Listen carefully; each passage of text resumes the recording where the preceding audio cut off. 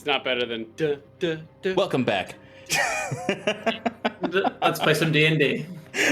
Oh, he got it. Oh, I didn't goodness. say it. I need to pick up the pieces. Gotta pick up the slack. Mm-hmm.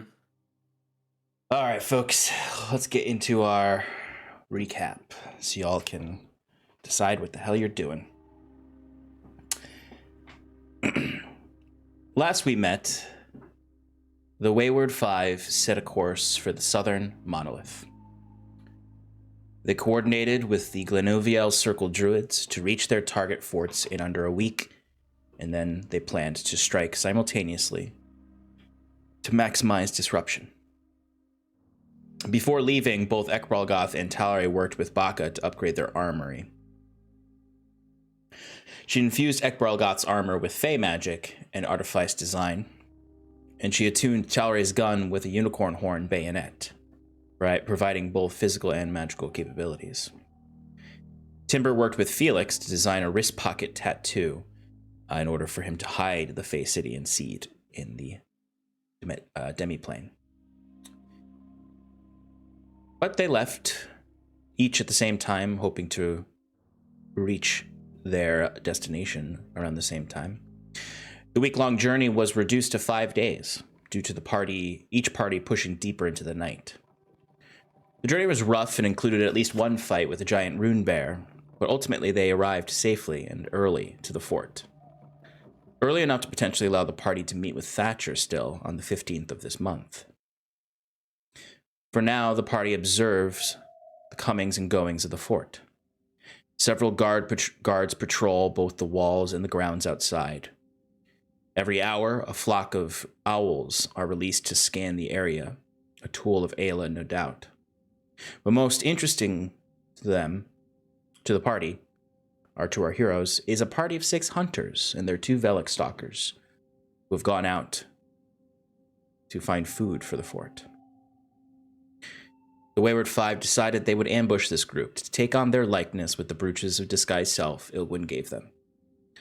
Sarathil will then reanimate the Velix stalkers in order for the party to return to the fort and sneak their way in. This is the current plan at hand, but the party still might need to talk about it a little bit with some fresh eyes after, the 10 minutes they're standing there, or the week in real life. But elsewhere, Kiran spends more time amongst the halls of the dead in Queen Aella's court. He speaks with Ulumo and attempts to reconnect her mind to the past, to her memories.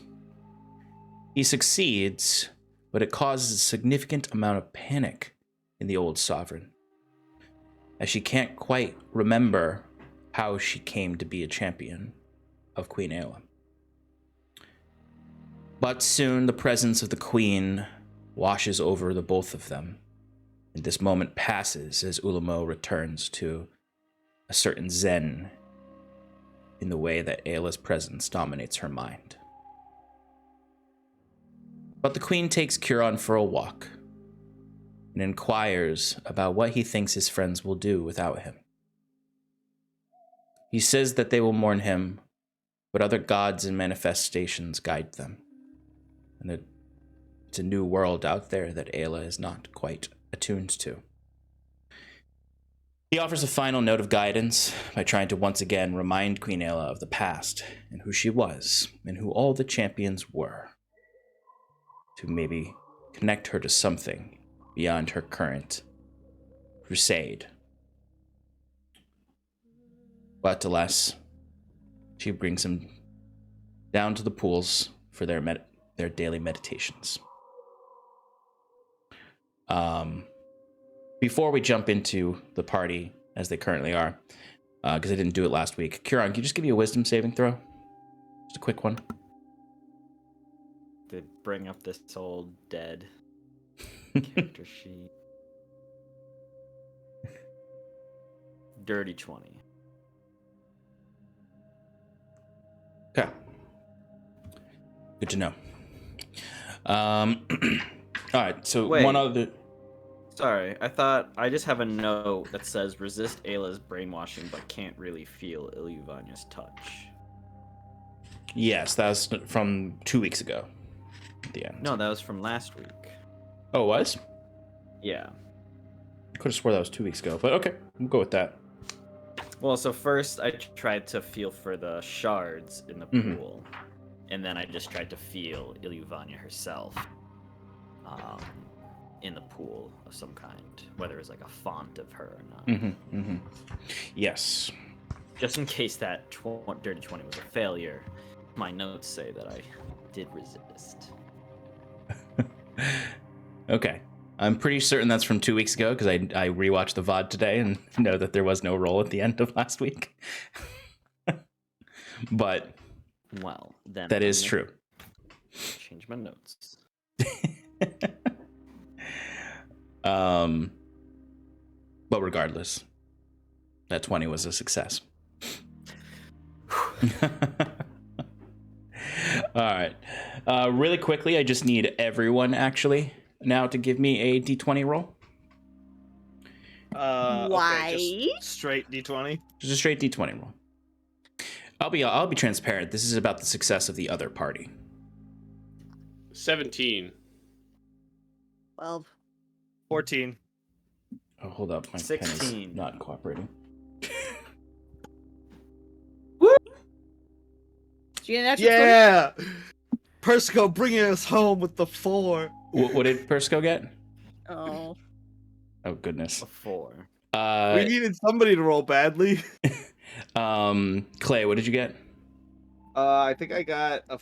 Let me double check. I don't remember. I think you said 14 or 16. Yep, 14. Okay. And Steph, what'd you get? 16. Okay. Hope I can Not tell bad. you killed. Kind of fucked up. God damn it, Mike. Ruining everything. They're bad rolls. I'm just kidding. Make me roll Stop real saying dice. what we're all thinking. Stop making me roll online. I don't make you roll online. I have not enforced the online rolling in like 2 months. Okay, here we go. Real dice coming out. But I I've remember been last rolling real time- dice for 2 months. Yeah, I remember the first time we started rolling real dice, though, they were similarly not. unfriendly to you. Not to They were me. To everybody else, but not to me. Okay, we'll see. Okay. Let me show you how a real person rolls. It was a 9, so I guess never mind. Proceed. Okay, so I would say right now you are all together, about a couple hundred yards away from the camp where Sarathil and Ekbrogoth have been staying. You can discuss the plan again if you'd like.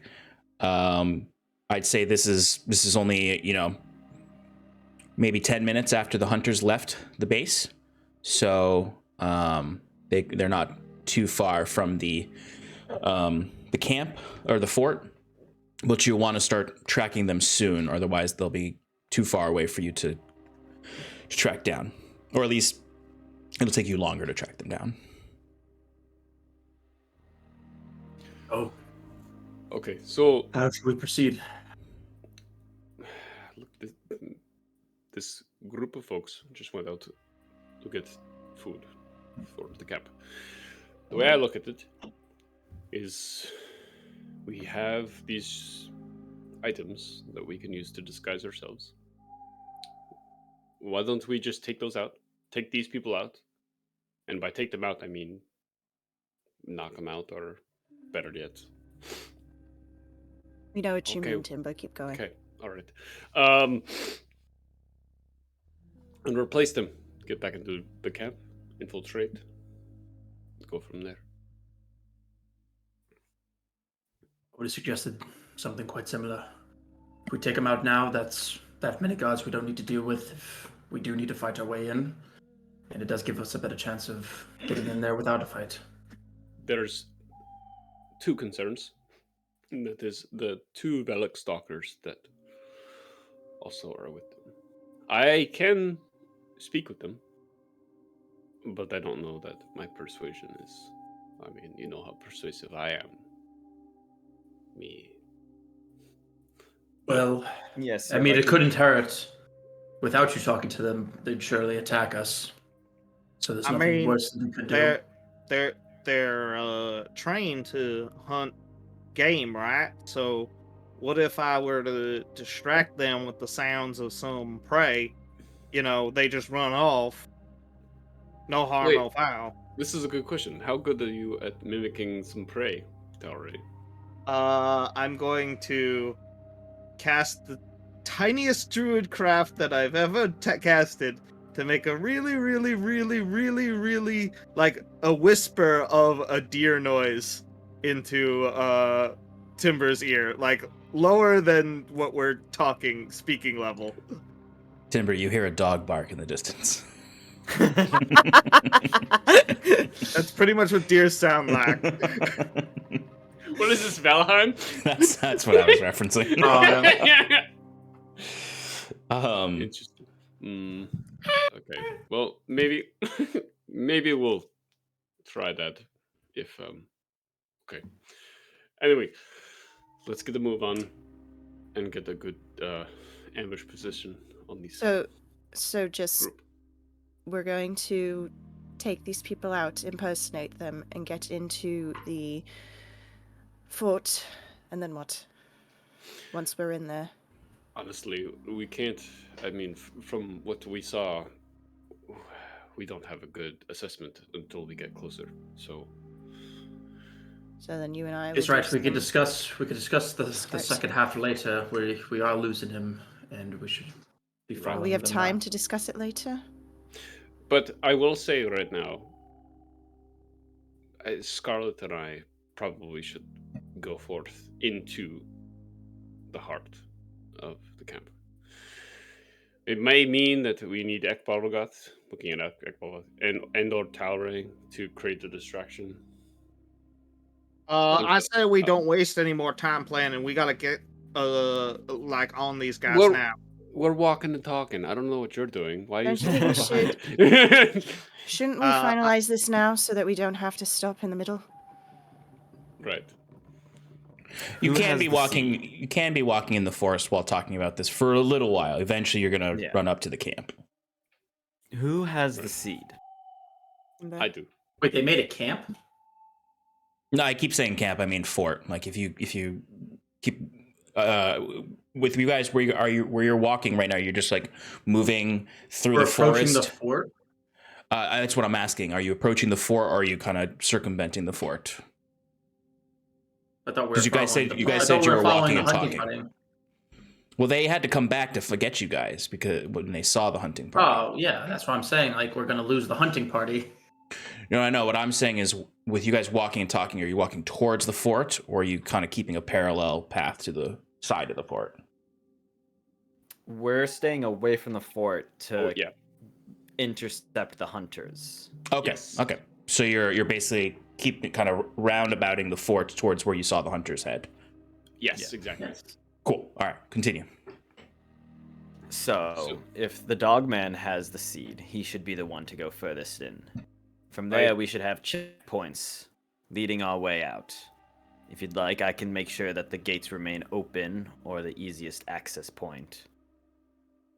You said how many rings to the fortifications were there? It was hard to see, but from the outside, honestly. But I only saw the two. The two? The two.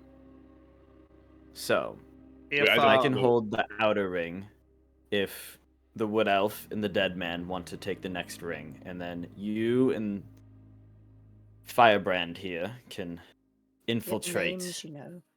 the center, plant the seed, and then should anything go wrong at this point, we'll at least have a way to exit instead of being cut off in the middle. Right.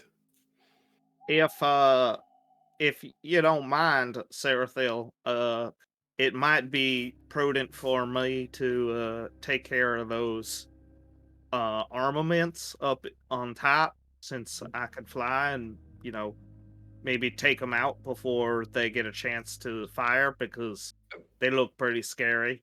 Let's Do we need to? avoid taking out anybody in the fort.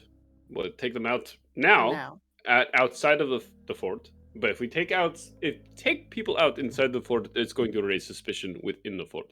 All right, I'm just saying in Plan B scenario. That's Plan D. That is Plan. All hell breaks loose. Let's kill everybody. Wouldn't that be Fight for plan our lives. P then? It's Plan B for Talray, but yes, we can just sell him out if need be. Talray, Wait, what?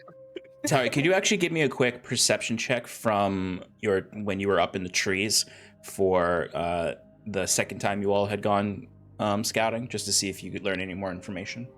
Sure thing. I have advantage because it's forest. Not too great. I got a 22. That's not that bad though. So basically, confirming some of the interior for you all, since Talray was higher up when he was scouting. There is only 2 rings to the wall. There are 2 gatehouses. Talray, you guys have the map, but Talray, you would have spotted there's the main gatehouse, and then there's the smaller one in the back that leads into the interior of the second ring wall, or pentagon wall, really. Talray, you would have also noticed that there is an inner courtyard patrol. You didn't get a perfect number, but it looked like they consisted of Velix, like a single Velix stalker and a single hunter. So there is an internal patrol as well as the exterior and wall patrol, but it looks like it's not as intensive as the other patrols. Right. So there are Velix stalkers beyond these 2 that are out on the hunt.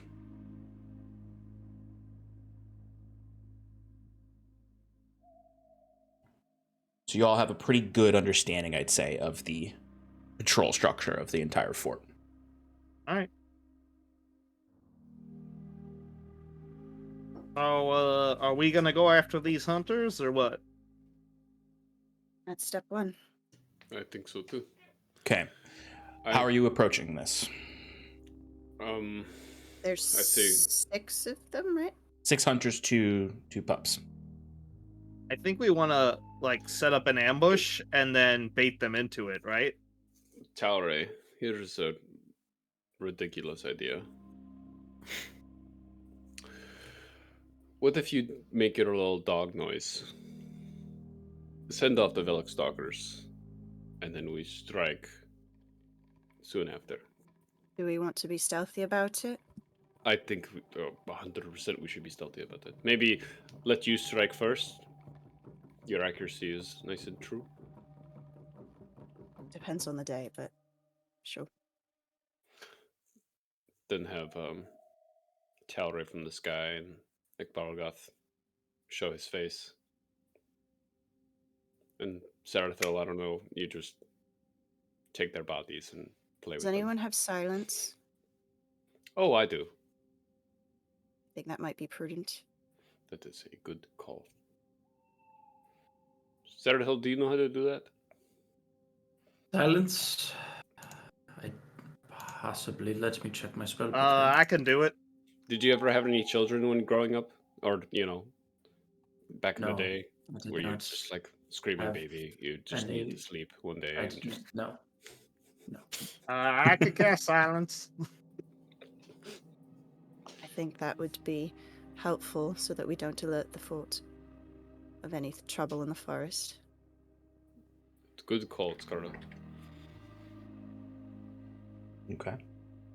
Okay, so the plan is, Sean, when we get closer, when we identify a good moment, where they see us and we see them and they can't see us, I'm gonna use thaumaturgy to make the sound about 30 feet maximum range away, in between them and us, so that way they're coming towards us. And I'll have the dogs go a different direction, I guess. So it'll be like a right angle. I'll have them 15 feet the opposite or a different direction. Okay. And then once the dogs are out of sight, I will cast silence on the people left over. If everything goes well. Yeah. And Silence I'll is a track 20-foot whoever's radius. closest. Right. So the dogs might even be silenced at that point, even if they didn't get that far off. Okay. All right, and is everyone stealthing up together with Talray kind of going ahead a little bit to distract? Ekbar Goth is hanging back. Yeah, I was gonna say Sarathil. I would imagine that the sneaky people will be trailing them, while Sarathil will be trailing behind them. He'll be trailing I see. them. Okay, so there's going to be sneaky people, not Whereas, sneaky like people. how I see it is that they're the ones that are like eyeing the party, moving with them, and Sarathil is eyeing them, but has no vision of the party during this following. Okay, so we have Talray up front with Scarlet and Timber. Mhm. Next, and then Ekbralgoth. I imagine you're keeping Naldo, like, just either away or dismissing him back into the shard for now. Well, he's not like too. I was gonna say like he could just walk with me if we're moving far. Yeah, far that's back true. enough. He's yeah, not if you're that far loud. back enough. No, Yeah, no, because he I'd could say also he'll- Earth. Yeah, He can I'll kind keep of him use his Yeah, he'll be my Earth companion. Stride. All right, so we got so then Ekbralgoth is in the middle, and then Sarathil and Naldo in the back. All right, how far apart are you all going to be? So how far back is Ekbralgoth going to hang? Well, I guess depending on how far he wants to be back.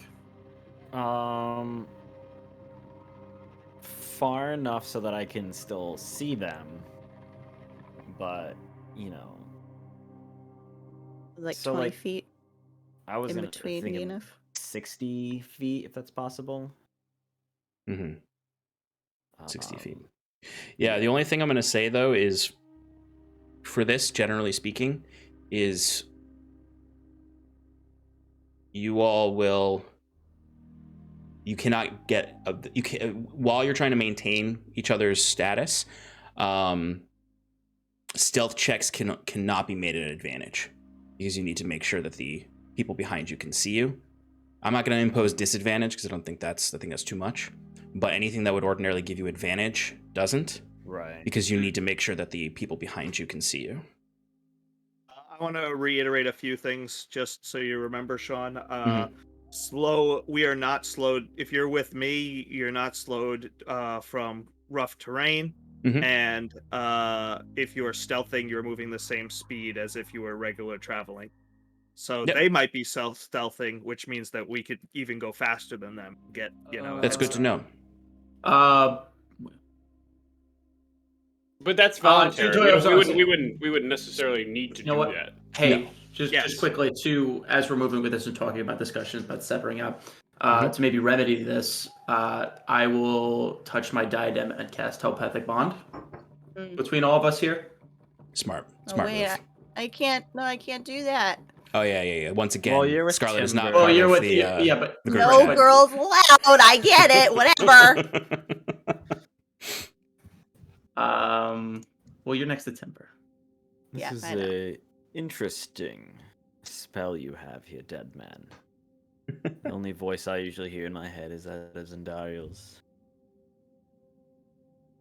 This way, in case we lose sight of you, we'll be able to find you again. That is very useful.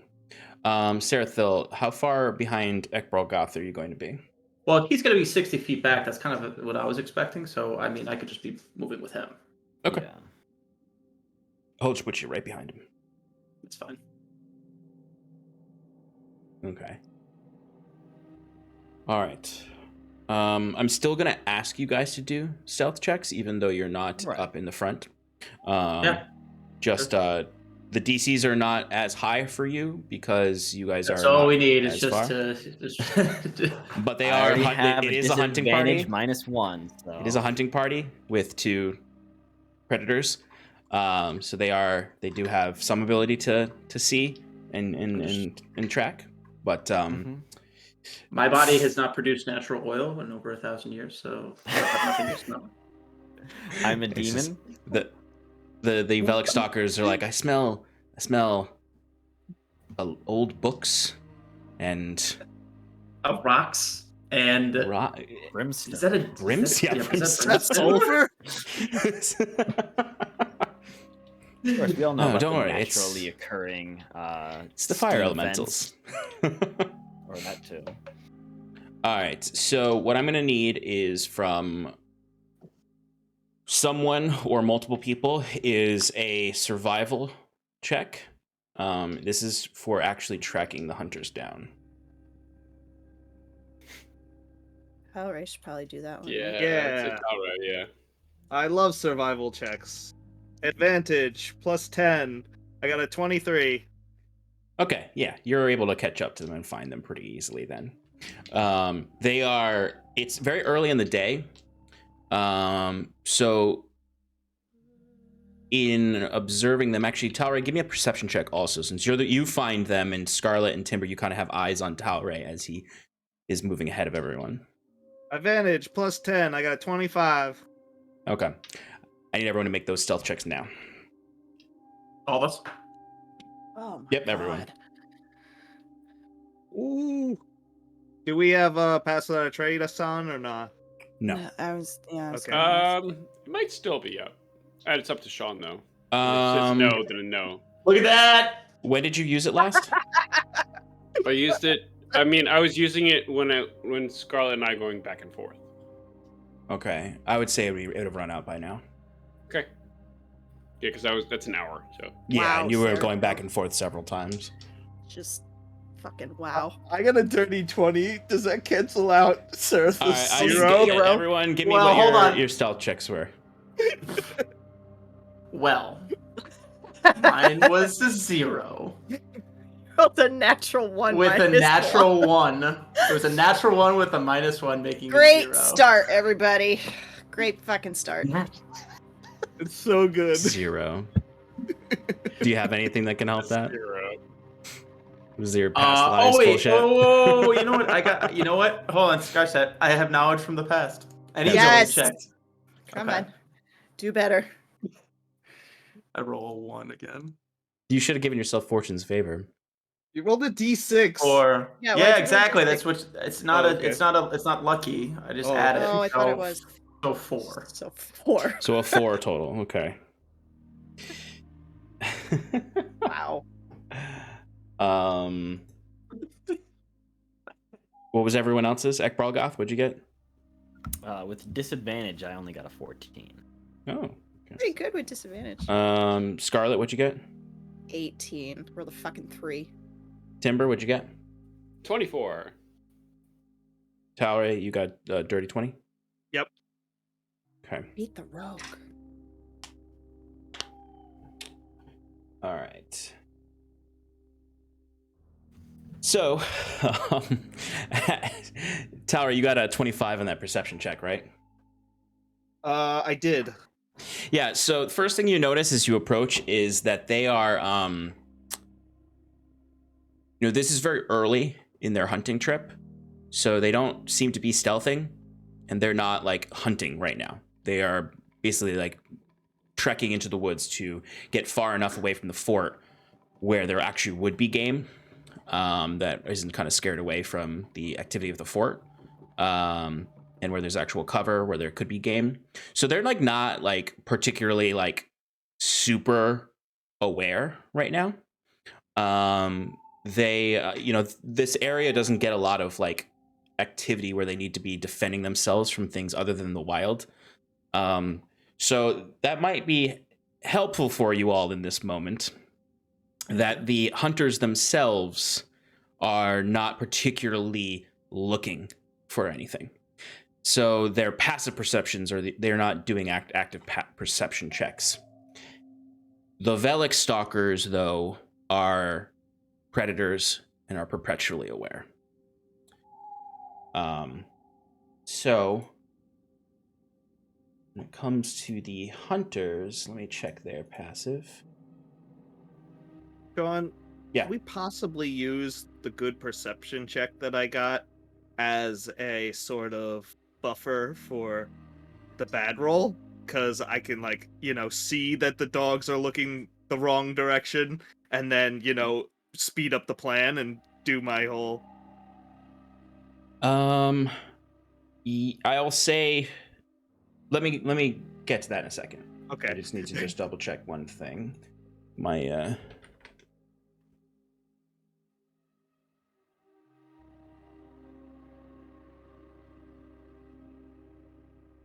Getting ahead of myself anyway. Okay,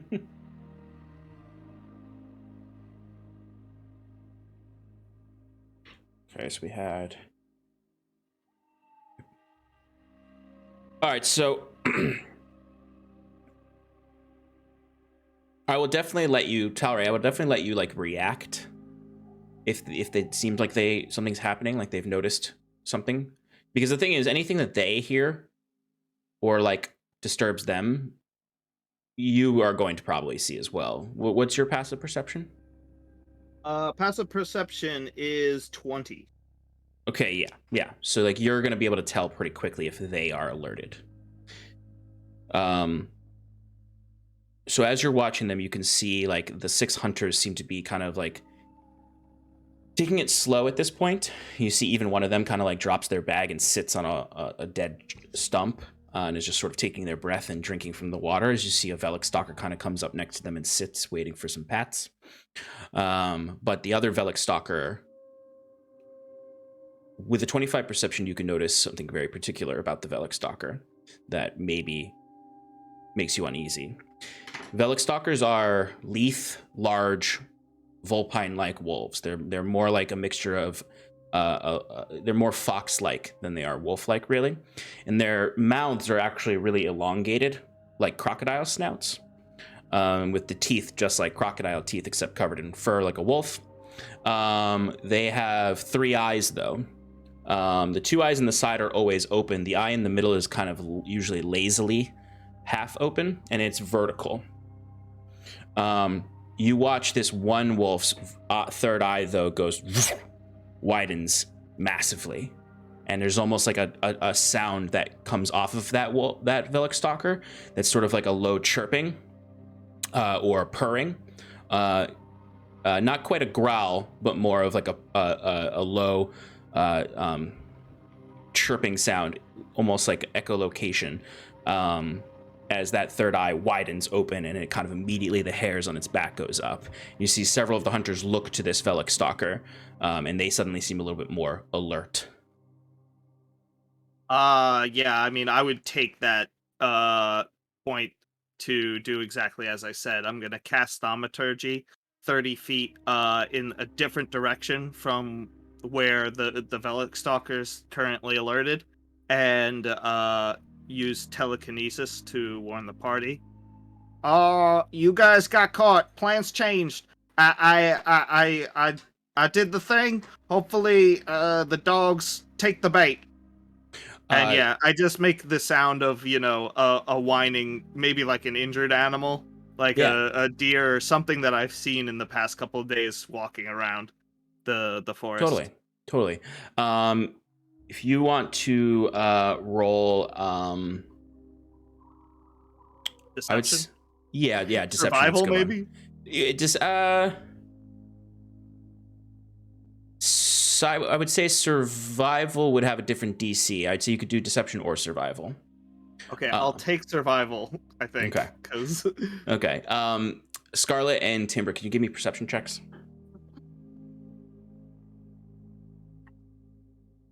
Yikes. 16. 26. I imagine Ekbralgoth, Sarathil, and Naldo would probably stop in their tracks and maybe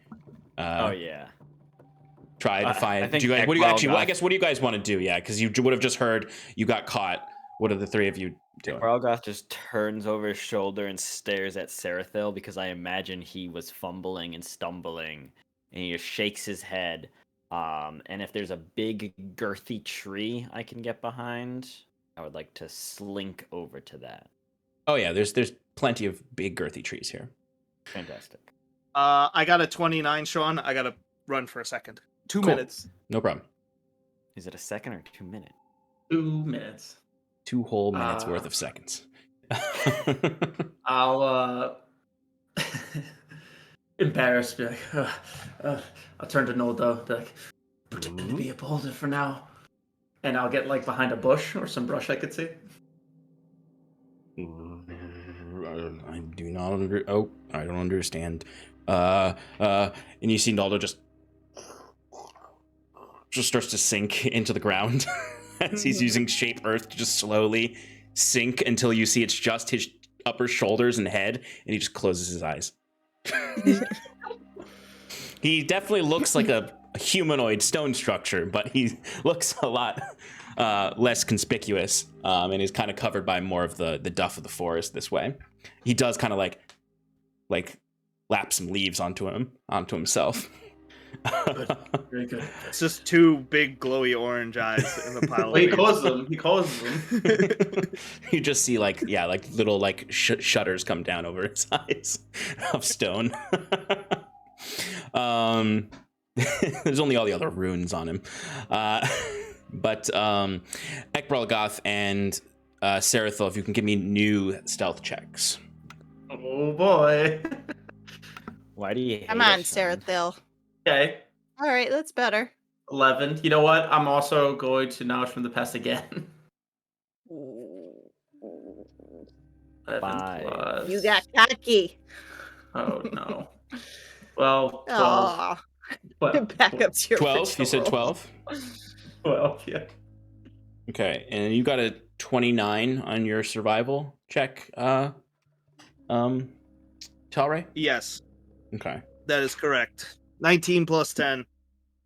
All right, let me roll something for the Velik Stalker. No, you rolled a natural 29. I was so close. And I it's was D100. Okay. very tempting. Let's see.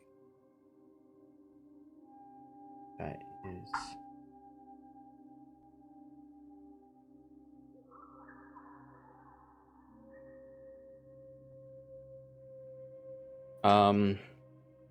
They actually did not roll that well. Yay. Yay. So let me just calculate something real quick.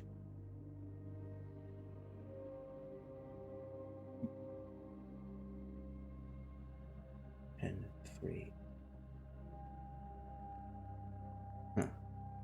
Huh. You said 29, right? 29. Okay. That's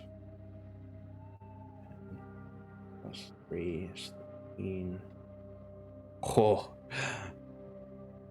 They got with the way I calculated it, they got a 28. The way I calculated it, or the way I adjusted your roll based on Sarathil and Ekbralgoth's stealth checks. It's a good Very thing good. that Sarathil used knowledge of the past. Extra 1. It actually little bit did save the day there. So basically the way I calculated that is they rolled really poorly. So I was going off of, I added to their roll or to their passive perception, the differences. So Sarathil had a 5, so whatever the difference between that 5 and their passive was, I added that to the passive. Same with Ekbralgoth, or vice versa with the 5. And it added up to 28. So thankfully you did that. All right. So what you would notice then, Talray and Scarlet, you would also know this. Timber, you're having a little bit of trouble keeping an eye on everything. You can see the party of hunters, but like you don't see it as clearly as Talray and Scarlet do based on their positioning. And you would see that Velik Stalker immediately shifts its head.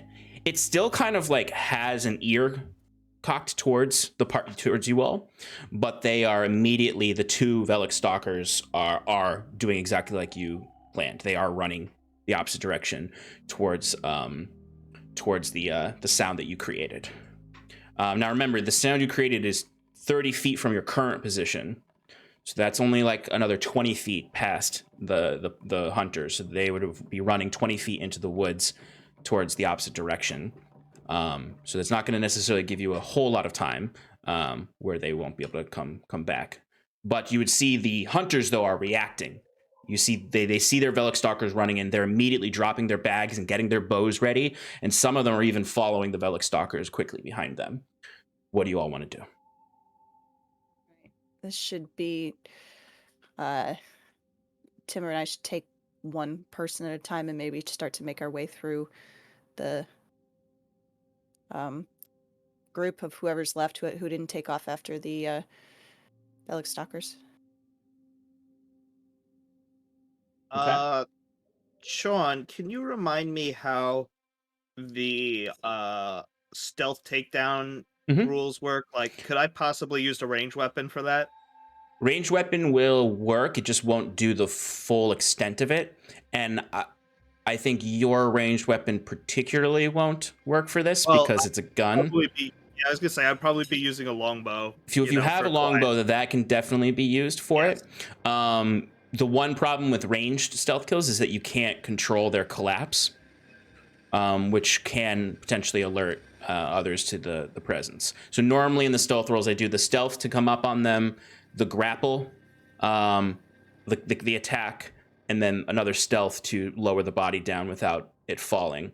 So there's a few things there that are lost with a ranged one. You lose the grapple, so you lose the advantage, and you lose. I mean, you still get the stealth advantage, but the DC's not as is higher just because when you're grabbing them and going for it, you just have a better chance than when you're shooting from a distance. But it is possible. It's just a little bit harder. Right. Okay. If that's the case, I'll probably keep an eye in the sky. Like, I'm gonna try and use my perception as best as I can, and preparing to cast silence for when I see people from our party approaching the hunting people. Like, as soon as I see that our target is coming in from my vantage, I'm gonna cast silence to give them a little help. Okay. So the let me roll something real quick. It is 120-foot range, so I can get much farther away. And okay, I see they what you're saying, probably won't hear me casting the spell. So 2 of the hunters went chasing right after the Velic Stalkers. 1 started going with them, but is not running with them. He's sort of just walking into the woods, while 3 are remaining in the clearing where they are at the ready. So this is the thing, that they are at the ready. They're no longer on alert. They are alert now, which is important to note. I know But I'm not looking on in a different direction. Correct. I'm not on the mind link thing, but if you maybe I'll tell Timber to tell you maybe if you want to wait till we take down the first 2 and then you can do the third one from far away if you want to, and then we can pursue the other ones. I relay that, obviously. So I'm sitting, with my vantage point on the 3 people that were left behind, and I, telepathically say, I mean, the silence will work if you guys are going to attack them, but if they realize I casted a spell, they're going to know something's afoot. I don't want to risk that if you're going to go after the other people. I think you should attack the 3 first, and then when those guys come back, we can ambush them. So then I assume Timber would say that, so then I'll look at him and I'll say, I'll race you. See who gets the third one. Yeah. Whoever's faster gets to do 2. Okay.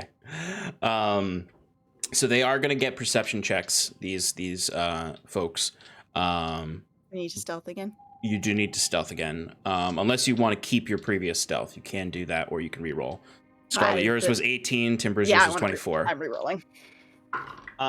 Sean, can I roll perception as well to try and do the silence thing? Yes, I will allow that.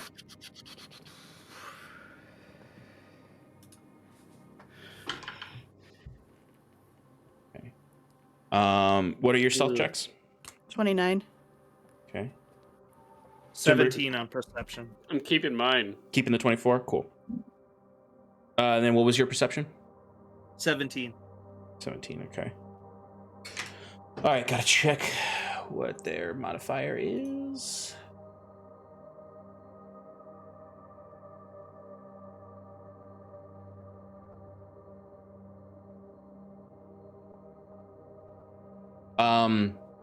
Talray, you notice that one of the 3 guards, it seems to be a little bit more alert than the other 2.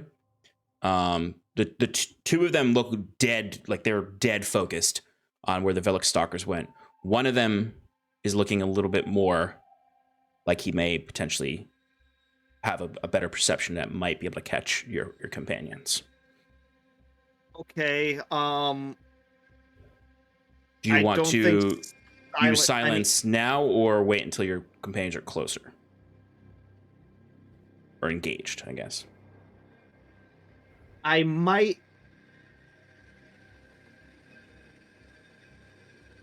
take a shot and then cast silence after. I don't know how that Okay. wouldn't work because, I mean, is that fast enough? Like, would I be able to like shoot my bow and then cast silence immediately? So like when he hits the ground, the noise doesn't go. That would be like, you know, really fast handwork, I'd assume. I don't know how. I think it's I an would action to require. cast a spell. Yeah, that It would is. work. Yeah, it is an action to cast a spell. I'd say you'd have probably a better luck casting it and then trying to go for a shot, so that you know that there is a silence. It's just that there'll be a moment where they are in the silence, before you get a chance to get the shot off. Could I ask, am I coming from the same direction? I know the Velik Stalkers are looking a different direction, but am I coming from the same direction as the other 2? Like, technically, Timber yes, and... unless you move to a different spot. Okay. Do I have enough time to move to a different spot? I would say you would have, like not too far away, but like you could have moved while they were stealthing up. Okay, that's what I'll do then. I'll dash, you know, sniping 101, you don't stay in the same place all the time. I did one thing, I start moving immediately. And then, yeah, I'll do exactly what you said. Cast silence, take a shot at the guy who looks suspicious. Okay. Wow. Oh my god. Scarlet and Timber, you're sneaking up. Yep. You can very clearly tell that 2 of these guards are oblivious as fuck. One of them is not. One of them you can see is starting to look in your direction as you approach. Like, they're not looking directly at you, but they are, they seem much more aware, and they turn around. Where Sean, is that one where- in relation to either of us? That one is in the middle, and then you have 2 on the left and the right. All right. You had to say which person he was closer to. I would say he's closer to Timber because he seems to be a little bit more aware of Timber's movements than yours. Okay. Like I'd say he's taking slow steps towards where Timber is hiding. Okay. Talray, did you tell Timber that one is suspicious? I think I would probably be too brain scattered at this point to, you know, mention it. Like, I'm just trying to make sure your plan goes well and do my own thing. So I'm gonna say you guys have to make a choice like right now on what you're gonna do, because in 5 seconds the silence is gonna go up and his shot's gonna shoot. So I'm gonna tell Scarlet right away. Just Scarlet, we need to act in 30 seconds. Get ready and go for the left one, and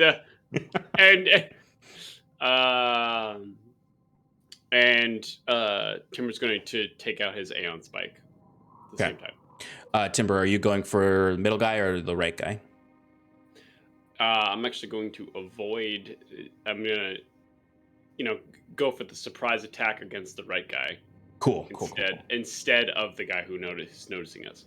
Okay, excellent. All right. So, Scarlet, give me a grapple check on the left person. Same thing for you, Timber. Go for a grapple check on the right person. What stat is that again? Grapple is either it's athletics for grabbing someone. Can I do acrobatics? No, that's if that's getting out of a grapple, not getting it into a grapple. 19. You guys do have an advantage on them on these because Thank they didn't. God. These two are unaware of you. Yep. Also, everything goes quiet as soon as you step up close to them. Rolled the Talray, same. go for your attack roll on the middle guy with advantage. Okay, love it. An 8 for grapple. Sharpshooter, I got -5, so that's a 22 to hit, Sean. Well, you're lucky, Shannon, that they rolled a natural 1 on theirs, on their acrobatics check. Wait, what did you roll again, actually? Me? 8. Oh. A roll again. That was with advantage. I rolled the same thing twice. Okay, Or did we roll the same thing? we rolled the same thing. Okay. That's Okay. better. 17. Okay. Yeah, you're able to grab them. Timber, what was your check? 19. 19, okay. Okay, so Timber, the guard that you grab resists your grapple, and is able to maneuver out of it. You see them. So basically, for what you see, Timber, is Scarlet sneaks around to the side. They don't notice her at all. Everything goes quiet. Scarlet, you grab onto the person, and I imagine you got your dagger out, ready to go for the neck. Timber, you kind of dart out quickly to best you can avoid the guy who's watching where you're located. He sees you, and you can see him go and reach for a horn at his waist, and he blows into it, and there's no sounds whatsoever because Talray's silence is all around you. Silence. Excellent. As you would Hell then yeah. see Talray's arrow from afar hits the guy right in the neck as he drops this. He drops the horn. You go to grab the guy on the right, Timber, and you go to grab him, and he just kind of breaks out of it immediately and turns around, trying to draw a short sword. Again, he can't hear anything. He didn't hear your steps up. He's just sort of like as shocked as you are. Scarlet, go for an attack with advantage. Timber, go for a plain attack. I'm using my corrupted dagger. Okay. 28. 26 for me. Okay. So Scarlet, you go up, you grab them, dagger right into the throat, or slit the throat, however you want to do it. Slit the throat, blood pours out, drops to his knees, collapses to the ground, dead.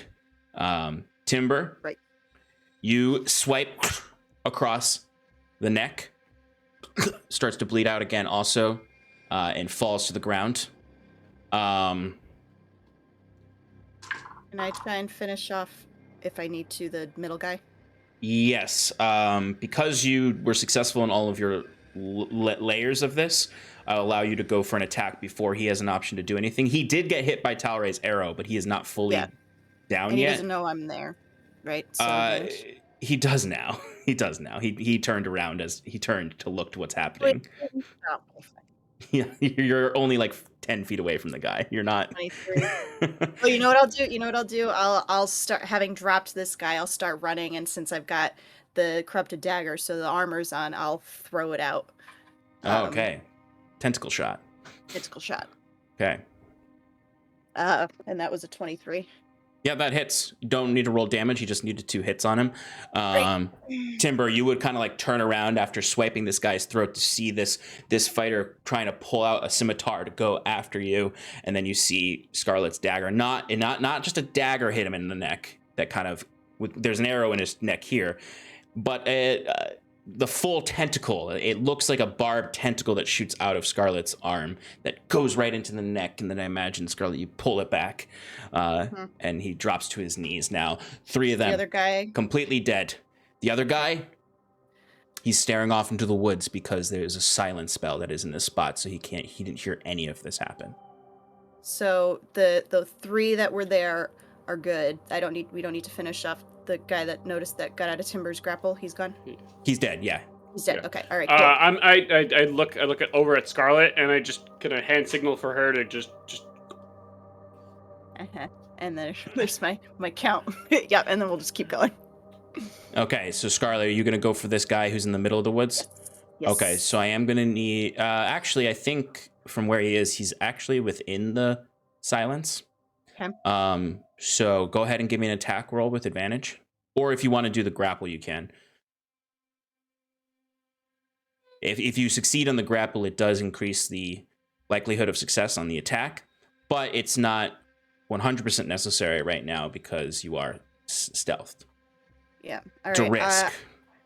Yeah, I'll just take the attack. I'll run and use the tentacle again. Yeah, okay. And he is within the silence, so you don't have to worry about the body dropping. 25. That will hit. So, Timber, you see the same thing. She shoots out this elongated tentacle, barbed tentacle. It goes into the back of the guy's head, basically. As I imagine, even the tentacle pulls him back a little, so he definitely doesn't like fall forward out of the silence, because he is right on the edge of it. To the point where he was kind of like looking. He was almost about to turn around because he was like, "Why can't I hear anything?" Timber, give me a wisdom saving throw. Oh no. Could you do Oh this no. to me, Sean? It's a 17, which is pretty good. Okay. You definitely just like a moment there where you're staring at your blood-soaked paw, and you just kind of lick your lips a little bit, but you steel yourself against the. I wipe it on the guard who I just killed. yeah. You're like get this off. And then you immediately look at the pool of blood around his neck, and you just shake your head like, I gotta get hell out of here. I gotta go. We go after the last two. So you give me perception checks. Talray, you can give me one too. 9. Natural 20! 29. Okay, so Timber, you have you have eyes on the other two hunters. I know what boxers they're wearing. Joke's on you. They're going commando. Thongs. Timber, you have eyes on them. Scarlet, you do not. Timber, you can also see that the Velik stalkers are starting to. They're just not as distracted anymore. They're searching for the wounded animal Talray made the sounds of, and they're not finding anything. So now they're redirecting their attention, which means they're going to be hunting for you all soon if you don't act quickly. Talray, what did you get in your perception? I got a 29. Okay, Talray, you can see the same thing that I just described for Timber. Scarlet, you're still kind of, I guess, you're just jazzed about killing, so you don't really see. I'm beating Timber. I'm winning. Yeah. Timber's like, Scarlet, I know you have 3. Come on. It's also silent, so it's just. Yeah. So, they're about 30 or 40 feet away from you guys. Okay. I'm just gonna try the same exact thing. I'm going to use thaumaturgy again. Further away or at an angle or? The plan is to do it at like an angle. So basically, I'm making him run around in circles. So you would need to move though to be able to get it to be further away from where you originally put it. Understood, but I am trying to make it a little bit like back towards everyone else. Just like making him go around in a circle. Do kind of a circumventing. I'd say you'd still need to move a little bit. Right. I'd say I started moving as soon as like I took that first arrow. Okay, give me another stealth check then for you, or you can keep the one you had before. While he's doing that, I'm gonna telepathically tell Talray, take out the left one, and Scarlet and I will go for the right one. Yeah. And do not go after the Velik stalkers. We could deal with that right after. Yeah. Okay. Talray, did you want to keep your 20 or roll again for stealth? I'll keep my 20. Okay. All right, and go ahead and give me that survival check for your deception. Yeah. Timber and Scarlet, I will need new stealth checks for when you leave the silence cone. Advantage or no? No advantage. I mean, what would give you advantage? They don't know we're coming. No. I don't know. Distracted by the deer? No. That's good. No. That's good. Come on, you know you want to give it to us. They're on high alert. No, they're not. No, they're not. They're hunters whose their predator companions are picking up on prey. They're on high alert. They're not looking for you particularly, though. 34, you said? And this is actually honestly more so for the Velic Stalkers than the hunters. 34, you said? Timber, what'd you get? Oh, Timber! Does that mean you rolled a 19, Shannon? I did. Wow, nice. I know. Can she make up for it with my 12? You got a 12? Oh, Jesus I got a Christ. 12. Is that a Oh, 1? what? Is that a natural 1 for you? It's a 2. Okay. What's going to really matter for this is Talray's distraction. Talray, what'd you get for the distraction? 19 Total? total, yeah. Unless I could get some bonus for making the dog noise myself. Let's hear it.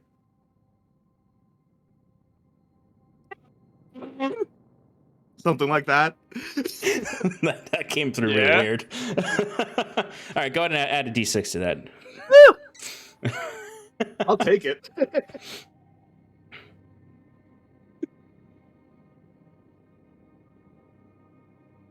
A +3 to make it a 22. 22. Okay. And then Timber, you got a 12. And let me roll the Velic Stalkers.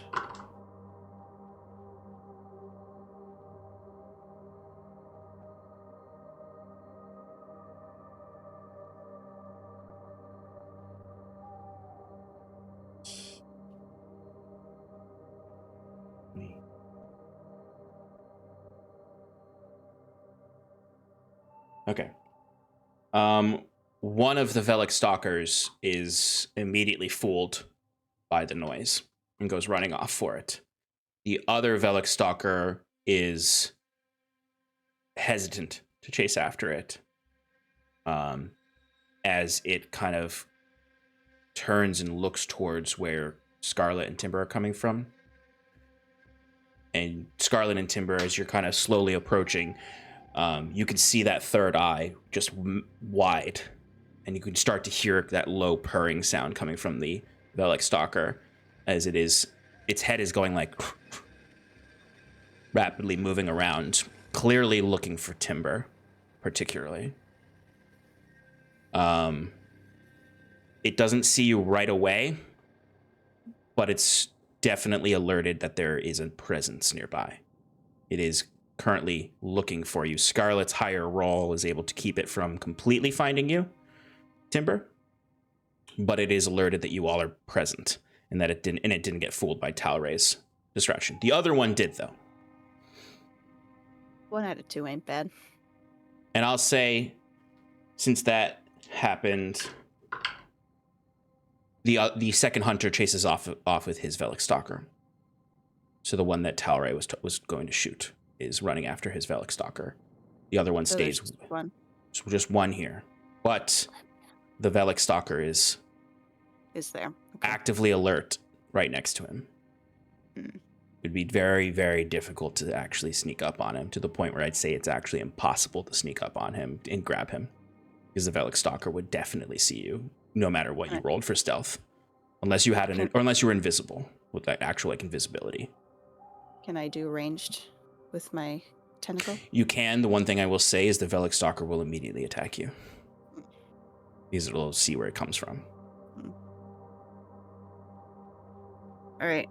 I imagine you and Timber got to a point together where you have eyes on them and you're nearby, so you can choose how you want to approach this. Yeah. You said you can talk to. Can you talk to animals? I can. Do you want to try the Velic Stalker? Yes, but they're still going to hear a noise. That's true. I'm just going to come out and you come around. I will go. And Timber comes out of the bush and just goes, Hey, sorry, I just I didn't mean to scare you. I know, I look like a beast to hunt. I'm not. I'm just looking for food. Please. I am I saw immediately you. sneaking up on, on the hunter. Okay, Scarlet, give me a stealth check. I was like halfway casting silence again, and then sees this happen, and is just like, 29 stealth for me. Talray, what do you want to do when you see this happen, though? Because there is the other guy still, and the other Bellic Stalker that ran off. the one I'm literally gonna chase the one that ran off and prepare for another. Keep wrapping them around in a circle with the fake. Okay, so you're gonna try to keep because- them distracted. Right, because at this point I feel like whatever Timber's doing, I hope it works, but it's in his hands now. He took the initiative. Okay. All right, so give me another survival check then, just to keep them away. Yep, keep them guessing. So Timber, you would immediately see the Bellic Stalker immediately steps forward between you and their hunter. The hunter turns around and looks at you and immediately reaches for his waist to grab the horn there. I Scarlet, cast silence on the area. okay, so Scarlet, you would see this and no sound. Scarlet, do you want to attack? Yes, I Okay, do. go for the attack with advantage. Let me roll actually to see the Bellic Stalker sees you. What was your 20. stealth again? 29. Okay, the Bellic Stalker does not see you. 22 for attack. All right. How do you want to kill this guy? Using the tentacle Same again, thing? just right through the neck. Yeah, so as this guy is staring at his horn, confused, it just... And then... And he drops to the ground.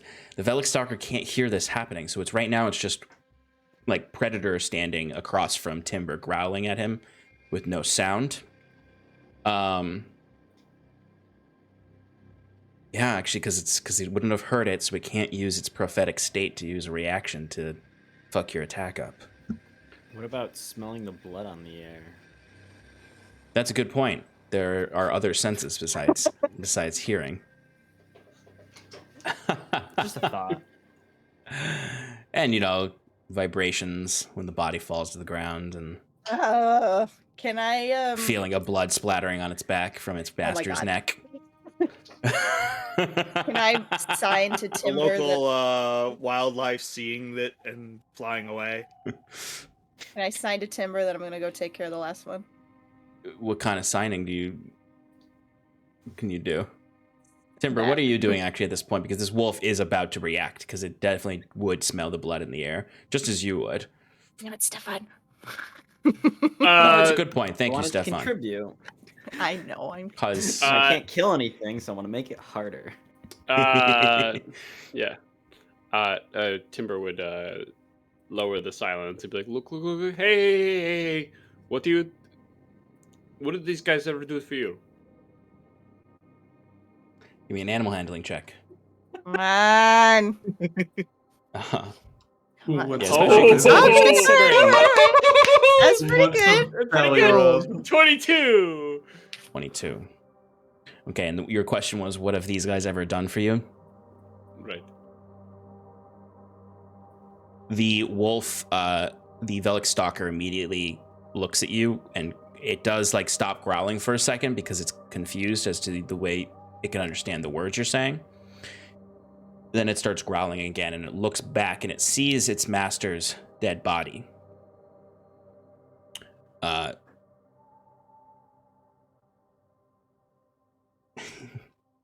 Scarlet, what was your stealth roll? 29. Okay, so it still doesn't see Scarlet. But it looks back to you, Timber, and it just says, basically, "You killed my master. And I say again, what did he ever do for you? Food, shelter, a bond. He give you exactly that and more. You killed my master. No, he actually killed himself. This thing is about to attack you.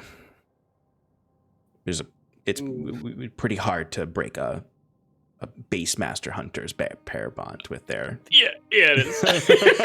I mean, valiant effort. Like 22 is really good, but this thing is about to attack you. Just a swift palm to the neck. Yeah, we're gonna roll initiative for it. He killed himself. This wolf is. It has a 7 intelligence. It's gonna. If that's not an automatic persuasion success, I don't know what is. Right? It was like I was about to be like, maybe I'll prolong this, but as soon as you said that, I was like, this Pelic Stalker is gonna kill you. Well, that wasn't amazing enough. Okay. Everyone involved. It's a dog. Everyone involved, give me initiative rolls. So that includes Scarlet and Talray. I didn't get a bush, but like I can't hear anything. It's like, Yeah, I mean, to be going honest on. with you, Ekbrelgoth and Sarathil, do you want to do anything during this time? Once so you we're realize they're about- not coming after you, you're about 60 feet into the forest. Well, okay. The real question is, what's been communicated through telepathically? That's Because true. Have you there's guys been communicated silences- anything to them? There's been silences cast, and so I can't hear anything. I have no cues Right. of what's But going on. the telepathic bond works is that we can all hear it whenever they say stuff, right? What does the actual spell say, Sarathil? Is it the kind of thing where it's a group chat, or is it the kind of thing where it's an individual thing? I believe he's right where it's a group chat. Until the spell ends, the targets can communicate telepathically through the bond, whether or not they have a common language. The communication is possible over any distance, though it can't extend to other planes of existence. Okay, so I would say the targets can communicate mentally. That's a. I'm gonna just see if there's precedent for this at all. among up to 8 willing creatures of your choice. Yeah, I'd say it's Yeah, just okay, it like says a 'cause it's- Discord chat, you know, Yeah, you because could it do says DM. linking. Yeah, because it says you can't DM because linking each creature to all the other creatures for the duration. So I would say it is a group chat then. Yeah. So you would definitely have been hearing them saying, "Take out this one, take out this one, go for this one." So you, at the very least, up to this point, everything seems to be going good. So I'd say Ekbrelgoth and Sarathil, you can decide if you wanted to move forward and try to join the fray and see what's going on, or if you know what you wanted to do. You also can send telepathic questions out. If I stand up and look, does it? So Timber's facing down this one Velic Stalker. Mhm. Scarlet's gone. I see a bunch of dead people. I see no signs of like active fighting. Yeah. That's what you would say, yeah. I mean, Sean, if they're staying behind, is there a possibility that I could be leading these last two guys to them? Yeah, if you wanted that to be the strategy, you absolutely could. And you could tell them to lay in wait. Yeah, that's exactly what Talray is planning. You know, I'm wrapping them around in a circle, so Okay. you know, eventually, you know, they're gonna be onto us pretty soon. You know, I can't keep this up. You guys got to be there to shut out the last one. I'm bringing them to you. All right, so then Ekbrelgoth will get down, has his sword at the ready, and the moment something comes up, he's just gonna lop off its head. Okay. Look, Sarathil will also be at the ready as well, and ask back, from which direction? You can I clearly, don't. yeah, you could definitely give them that. All right, so what I'll say is the two of you give me stealth checks with advantage. Talray, what was your last survival roll? 29 again. Okay, I'm going to ask you to give me one more to keep them moving in the direction. Okay.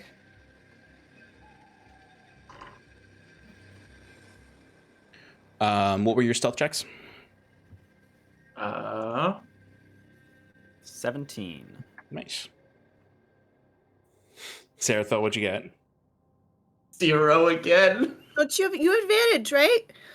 Do I have advantage? Yeah, you guys had advantage. Yeah. Oh, okay. If I hit it again, this game's fucked up. Did you give up There on the you real go. dice? Okay. I might not have to, because good lord, that's 2 ones I rolled within 3 rolls. Okay, so we got a 16 and a 17. And 26 then on the survival. 26. Okay. All right. All right. So what I'll say then is, and Naldo's just in the ground waiting, and he's just gonna grab anything that comes by him. Yes. All right. I want So- him. Yes. Yeah. I want him to be All like a rock bear trap, where his arms are just outstretched and something steps on him. Oh yeah, absolutely. So for the two of you, are you you're just gonna hold an attack for the first thing you see, or just or specifically the guard or relic stalker? First thing I see. First thing you see, okay. Yeah, first thing.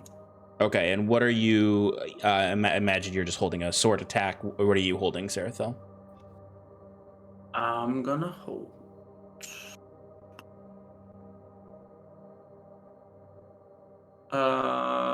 Actually, I might hold a what's it called? Baleful Edict, because it's a bonus action and then I get a free attack on the enemy. Okay. It just gives me advantage on the attack roll, basically. So I'll allow it. hedge my bet. Thanks. I'm gonna hold a blight. Blight. Okay. Always with the blights. All right. And if possible, Mhm. if it's a guard, not the Velik Stalker, if I will do lethal damage to it, I'd choose not to kill him. If I could bring him down to near death instead of killing. Okay. Yeah, I'd say you're a powerful enough wizard to have that much exerted control over your spells.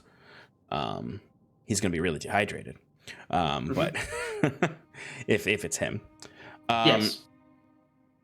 So with that last survival check of a 26, you do see that running. You could hear them before you see them. The two of you. You hear the running of the Velik Stalker and the hunter quick in pursuit. The Velik Stalker stops short of you two. But the hunter, doesn't stop quite at the same rate, so he rushes forward ahead of the Velik Stalker. So the first thing you would see is the hunter. So you can trigger your attacks now on the hunter. Okay. So we've got a blight, Let's and go we've first. got a baleful edict and attack. Mm-hmm. Okay.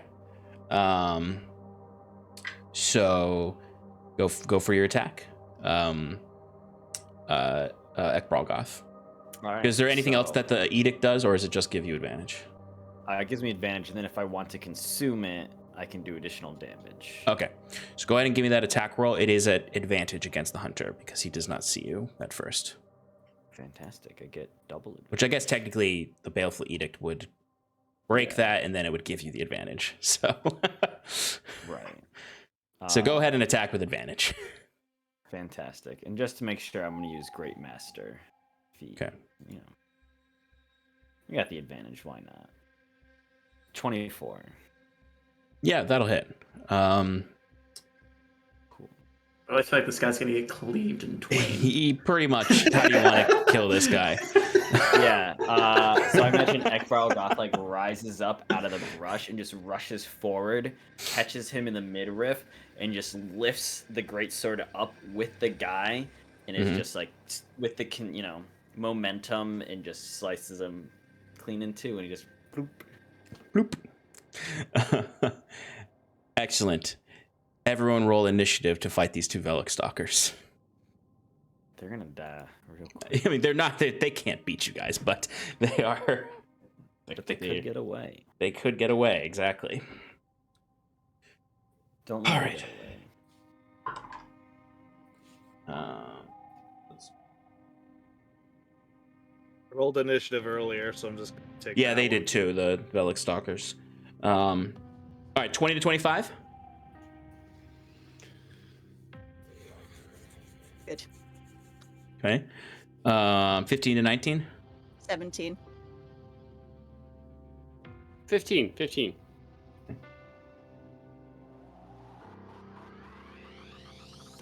Okay, Scarlet got 17. Timber 15. 10 to 14. 11. 14.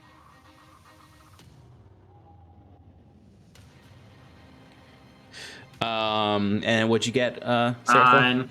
9. Okay. The Velik Stalkers go first. Okay.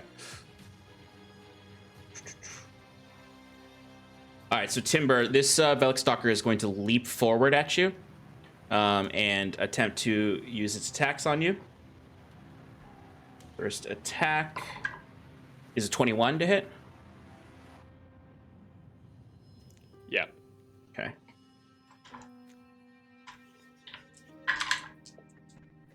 All right, Timber, you're going to take 15 points of piercing damage. Ugh. You just give me a strength saving throw. Oh, or so I'm gonna go prone. Yeah, you played as a wolf before. You know what's going on. I know what's going on. 13. You are prone. Don't worry, buddy. I got a plan. So the second attack is going to be at advantage against you then. Oh, they got more than one. For Get off me! Get off me! Yeah, right. For a 24 to hit. Doesn't hit. Oh, really? Your AC went up over Oh yeah. 3 seconds? When I'm prone, I have Healed with your arms. Okay. right shield with arms. You don't need your arms, yeah. I have this ability called shield with arms and legs. That's going to be 11 points of piercing damage. And I need you to give me a Constitution saving throw. Oh no.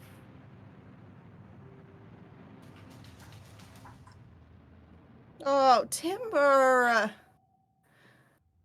What'd you get? Natural 1. All right, you are officially suffering from bleeding. Oh. So you take another 2 points of piercing damage, and Okay. at the top of your turn, every round, you're going to take another 1d6 piercing damage until you are healed. Okay. All right. I like this, to be honest. Okay. But not me. Yeah, right. That is that first Velik Stalker's turn. The second Velik Stalker, who is eyeing Ekral Goth right now, because Sarathil technically has not shown himself, although he definitely stopped because he knew both of you were there. So Sarathil, you might be out of sight, but you are known. Your presence is known. You know, yeah, sure. With my stealth rolls, it's not surprising. So it's gonna go for an attack on Ekral Goth. When it moves into range of me, I'm going to use my reaction, cast Baleful Interdict, and knock it back 30 feet. Nice. And that's an automatic, right? There's no saving throw? It has to make a saving throw or else prone. Oh, wait, no. No, sorry. Make a wisdom saving throw. DC is 18. 18? Okay. Wisdom, you said? It got a 3, so it is knocked back. So, yes, so it's thrown back 30 feet and is knocked prone. Nice. Okay. It's knocked prone. So it's going to use half its movement to stand up. That's what's left. So that's moved 10 feet towards you. And then it uses 35, so it's got 15 feet of movement left. Ekbralgoth, can you give me an intimidation check? Yeah.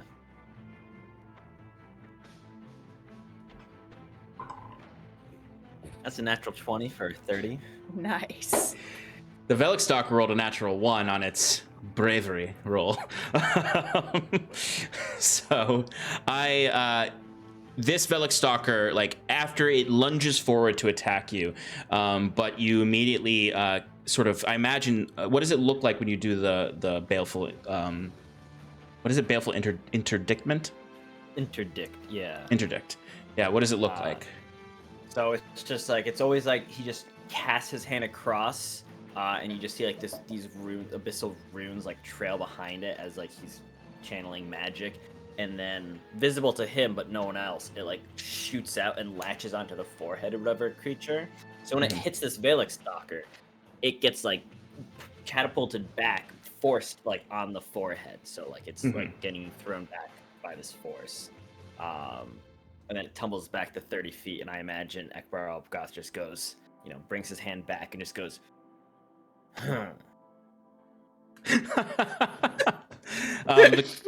you watch as it does move backwards the 15 feet it has left, so it is backing away from you at this moment. All right, Scarlet, you are up. Okay, how far away am I from Timber and the other Velikstocker? I would say you're probably about like 30 feet away. Perfect. I would like to use my bonus action to rage. Okay. And then I want to use my full movement to get up to the Velikstocker. Oh, wait a minute.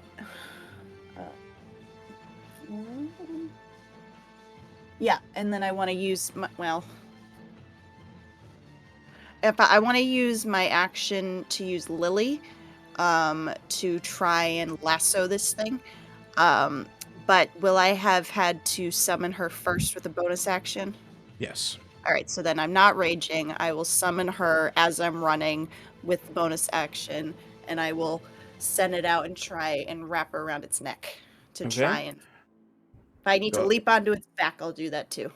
Go ahead and give me that, the ranged attack for it. Come on, baby.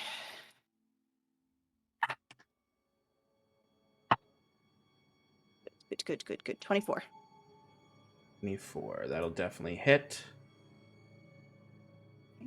So that's going to be 5 points of piercing damage. Okay. And I would like it to have... Strength saving throw?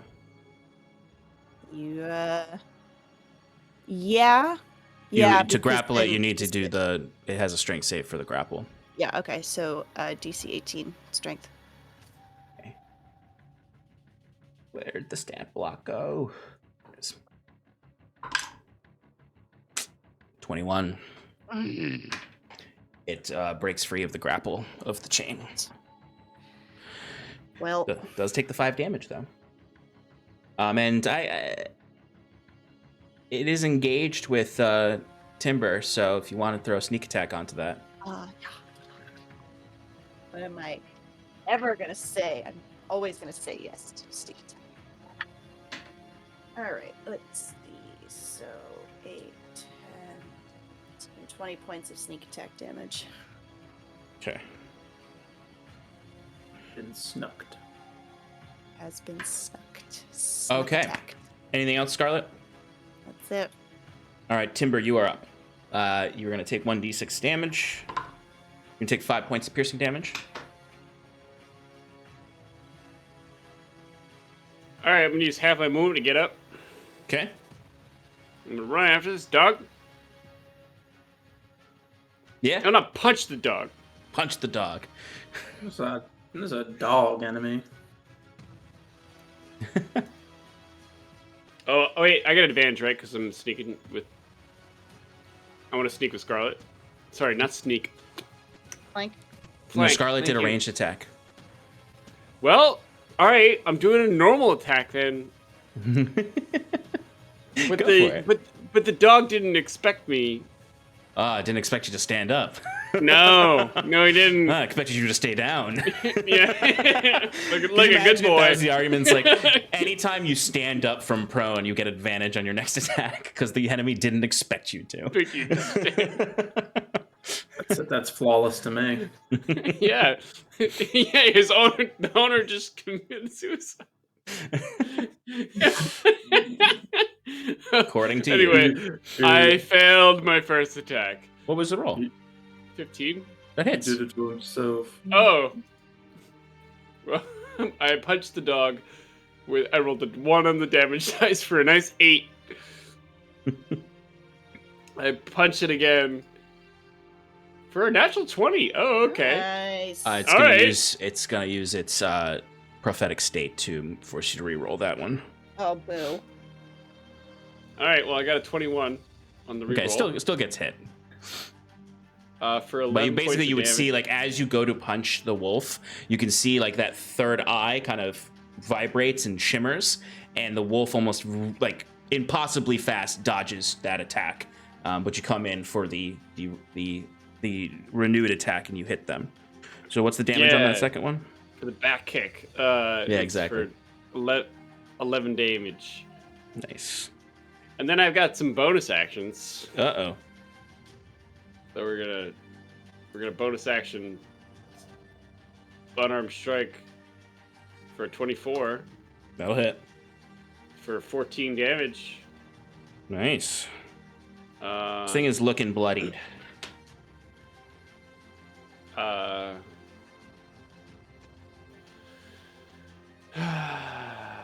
tell me that, Sean. Don't tell me that. Yeah, I mean, it was bloodied before your last attack. Oh, okay, then I'm good. Someone okay. else kill it. Okay. All right. I need to save my key points. In the other part of the forest, Ekbralgoth, you are up. The creature is 45 feet away from you. All right, gotta move 30 feet up. Mm-hmm. Gonna look at it. Talray, you're on deck.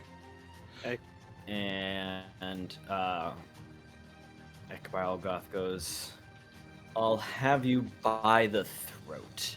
And he casts another Baleful Interdict. And Okay. you watch as chains wrap up, hellish chains, and grab around its throat, pulling it down. And it needs to make a wisdom saving throw, DC 18, or else be grappled and restrained. It rolled a natural 19. Okay. So it got a 20. Dirty 20. And then I am going to...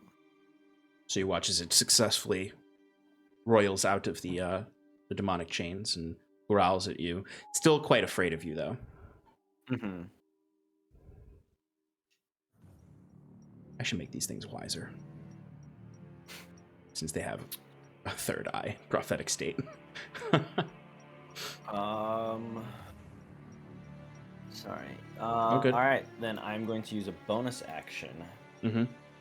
to enact the Heart Swarm's Vihander's blood form, Okay. Ooh. and summon a swarm of blood imps around me. We're just gonna do the 3rd level Spirit Guardian. Okay. And I guess technically I am indicating Sarathil and Noldo are unaffected by this. Okay. But at the What's start of the its turn, What's the radius on that? 20? it's 15 feet, so it should. Oh, be it's just right inside. within. Yeah, it's just inside. Great. All right, perfect. So yeah, you see Ekbralgoth brings out the Zweihander, and as he runs his hand across it, he erupts in bloody form. It has almost like the blade itself looks like flesh, kind of like the that sword in Elden Ring that has little arms on it. Blasphemous blade. Exactly, thank you. And these blood imps kind of burst into the air, almost like these explosions of blood and out of thin air comes these horrifying creatures that are fluttering all around him in a swarm in a 15-foot radius. Excellent.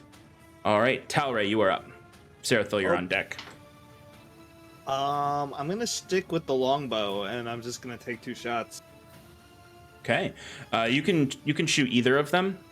So which one would you like to attack? The one that Scarlet and Timber are engaged in, or the one Ekbral Goth and Sarathil? Oh my God, are engaged in. Clearly the one that Timber and Scarlet are engaged in is clearly injured and about to, like, pretty close to death. I guess I'll take a shot at that one first, then. See what happens after that. We'll do sharpshooter, obviously. Go for it.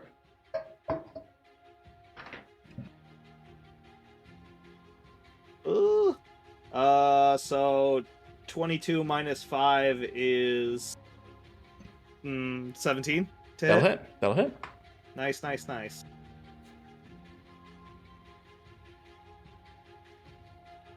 Uh, 7 plus 10 is 17 damage.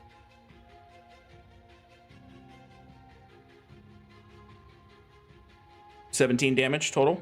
Yes. Okay. It is still alive, just barely. Alright, we'll go again then.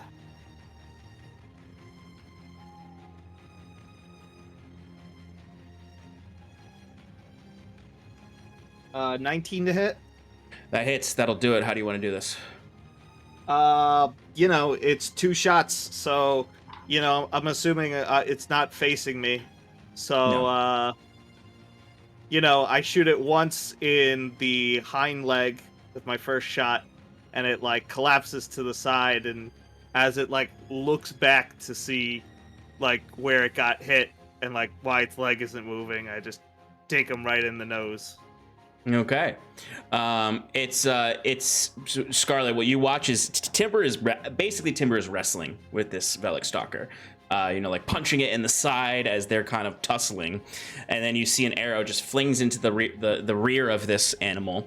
Its haunches, as it then kind of reels up and turns just very quickly, just to look as another arrow hits it right in the face, in the long snout. Right after it had torn apart Timber's arm, basically causing him to be bleeding out here. And Timber, this wolf just collapses on you, like the warg that collapsed onto Gimli in the Two Towers. What about the second warg? Oh, well, incoming. Another hunting party shows up. This one's only Velik Stalkers. Okay. Sarathil, you are up. And then it's going to be the top of the order. So which one Velik Stalker's dead? Yeah, the one with Timber and Scarlet is dead. The one in front of you is it's about 45 feet away from you. That's fine. With Ekbral Goth between you and them. I'm just going to cast Chill Touch. I'm going to conjure a skeletal hand that goes and grabs it, and it's an attack roll. Excellent. Go for it. Whew. 24. Hits. And it shall deal 13 points of necrotic damage. Yeah! Plus 2. That was a war cry. That was a war cry. That's Timber sneezing because he's allergic to Velik Stalkers. Okay. 13 points necrotic. Anything else? And that's it. Alrighty. All right, back to the top of the order with the Velik Stalker. It needs to make a wisdom save first. Okay. DC 18. It fails. All right, so it'll take. What's the damage?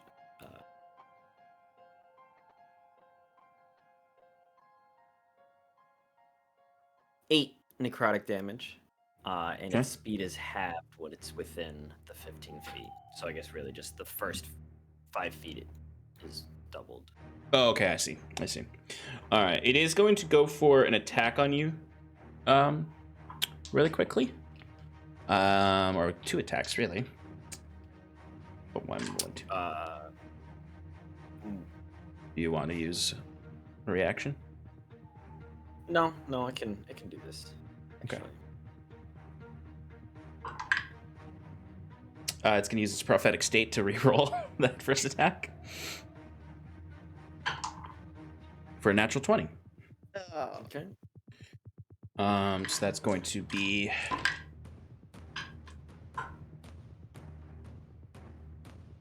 21 points of piercing damage, and make a strength saving throw.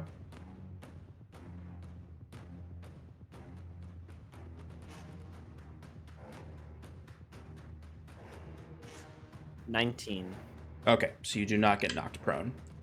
It's going to go for another attack on you. Second attack.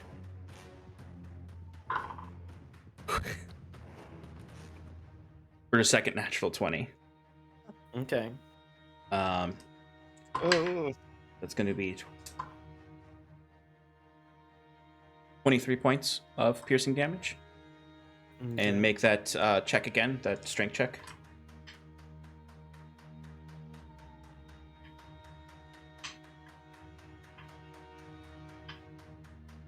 $14.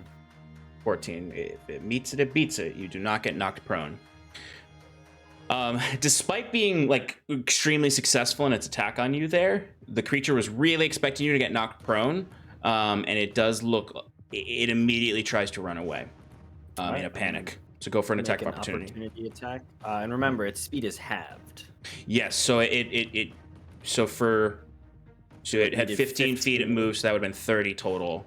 Okay. Mm-hmm. And then it would need to... Okay, so it's not going to get that far away from you, generally. No. Okay. So go ahead. So I'll just make a normal attack, not... What's it called? For a 25 to hit. That'll hit. All right. So...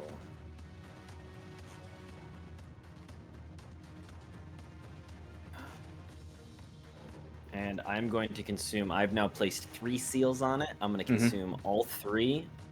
So Okay. First is going to be 16 points of magical slashing. And then it is... How many per seal? 3d6, so 96 necrotic.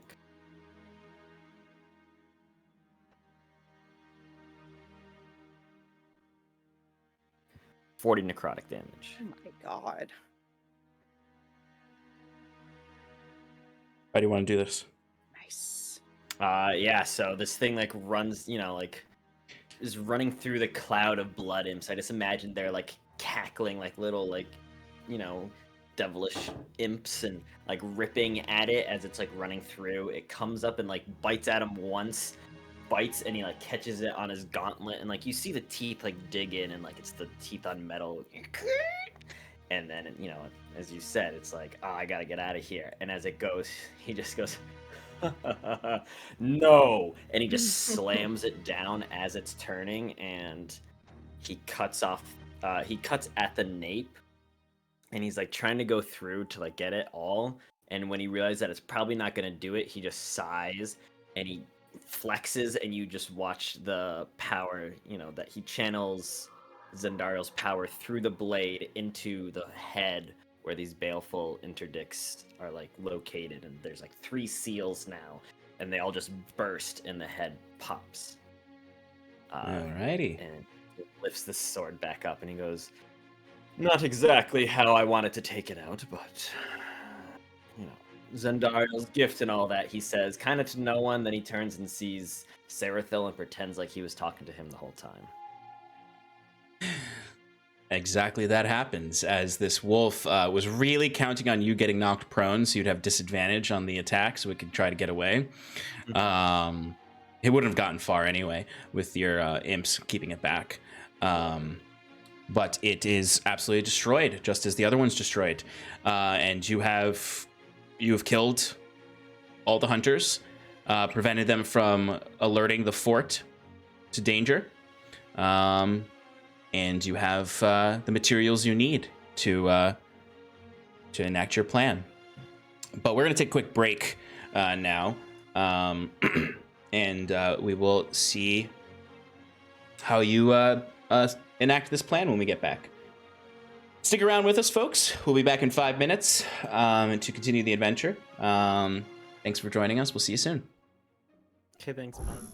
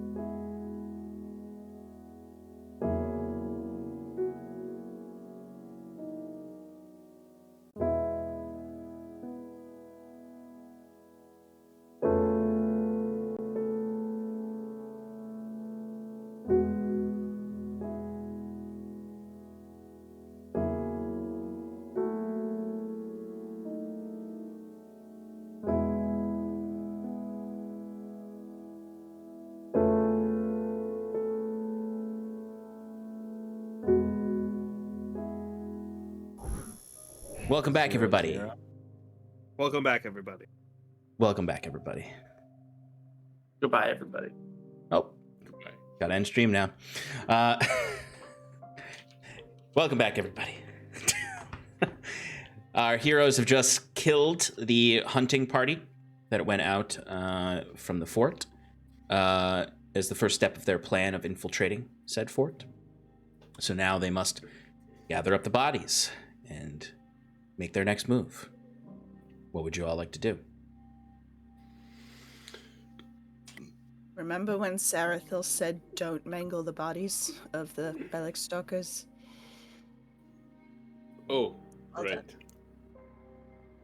If I'm being honest, I don't think that plan was ever going to work very well. Anyone can tell an undead creature from a living. I mean, are you serious? Now is Well- not the time to doubt the plan that we had in place. Look. All right. I'm not doubting it now. I doubted it then and ensured You that it didn't was say never anything. going to come to pass. Well, you were all so eager and excited. I didn't want to. Ekbaragot, please look at the sizes of the guards and decide what clothes might fit you best. Well, we can just use the brooch, right? I don't know what voice I'm doing. We can I just think you- use the brooch, right? How does Well- he talk? Well, maybe just try the armor anyway. You know, for fun. I also remembered Fashion that show. I have a potion of invisibility. Oh, It's not a potion of invisibility. It's liquor of invisibility. What? What do you mean? Every time you bring up this potion, or is this a new potion of invisibility? Because you have liquor of invisibility that you got from Kalra. That's different. No, this one's actually Okay. that's I think I gave her. Okay, yeah, okay. wine is alcoholic invisibility. I have that in Okay, there. And this okay. is the actual potion of Because invisibility. before this has come up before where it I was know. I know. not. Just wanted to make sure. Is it right there? It's purple. Potion of invisibility. Okay, just making sure. Yeah, I have many means of disguising myself too, but I figure that the actual apparel might help us in the long run. In case something goes wrong, a little failsafe. Even though the failsafe might not be too great, but something. I can't take this armor off. Okay, and then I hand him my brooch. I already have a brooch. We'll take two. I don't think that's how that works. It's All right, Sounds give like- me it back. one way to put two on. Like here, It can like be. Ekbralgoth is unsure of how to put another brooch on himself. You can use. There's only the one spot on the cloak. I don't understand. All right. Can everybody else? I don't know. What do you think these guys' names are? Looking at them. We don't. Don't they need- have IDs? No, Don't no, you no, no, no. humans have Oh god. Well, we'll never know now. on everything that say your Just name? pick a uniform and put it on. This guy looks like a Jerry. Whatever. Put on Jerry's uniform then. Yeah, I Jerry. don't He know was of married any to Lycian Stephanie. elf that would be called Jerry. It seems was a- rather crass. He was kind I'm of a going to gambler, leave but without you. Best of luck getting in then. Before we do this, can we have a short rest, maybe? oh, I'd love that. Why? Are you tired? Yes, I am. You see, I actually did something. Oh yeah, Timber. I'm sorry, but you're still bleeding out. Oh God, guys. I smash a healing potion. Take another 8 points of piercing damage. Oh, Ugh. I'm gonna drink a potion real quick. As like I imagine, like you guys were talking, and Timber, at some point, you like lifted your hand to say a sarcastic comment, and just blood starts spurting out. Did Because you- basically what happened is like you basically got a crocodile attack on your arm that just shredded your arm to pieces. Yeah. Oh, I'm going to borrow that. Oh, okay. You using my potion, the one I gave you? Yes, that one. Okay. How much The does bleeding it heal for? stops. 2d4 plus 2. 2d4 plus 2. That's what I like to hear. In response to Ekbrog, what did you actually do? I killed 4 out of 6 of them, so... She was counting. And we're all very proud of you. Anyways, I have abilities I use that I need to use a short rest for because some people back here thought that they would just use their cantrips, save everything else for the big infiltration, I imagine. Yes. All too that was left was just a wolf, and you're so great and powerful, I figured you could... Oh, See, Sarathil. now this one gets it. I can hear the sarcasm, but I choose to ignore it. We can't wait too long. They're going to notice they're gone before long. I believe they're a hunting party. They're supposed to be out for a while. We do have some time. Talray, Are you can here? you say... Talray, can you send Mundy to just go kill like a deer or something and bring back his carcass? It'd probably be faster if I did it, but hold on. It's like, Is that Mundy? Are you talking to Mundy?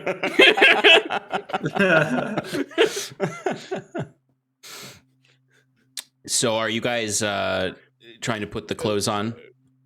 Finding ones that don't fit? Timber's gonna play the part. Yeah. Yeah, I guess I will too. Okay. Yeah, I mean, the Ekbrolgoth definitely can't really put the clothes on over his armor. There's none of them big enough for that. But there are size comparisons are well enough for each of you to get something. Particularly Sarathil, Timber, and Scarlet. It's very easy to find stuff that matches since you are fairly humanoid, and Timber can become humanoid if need be.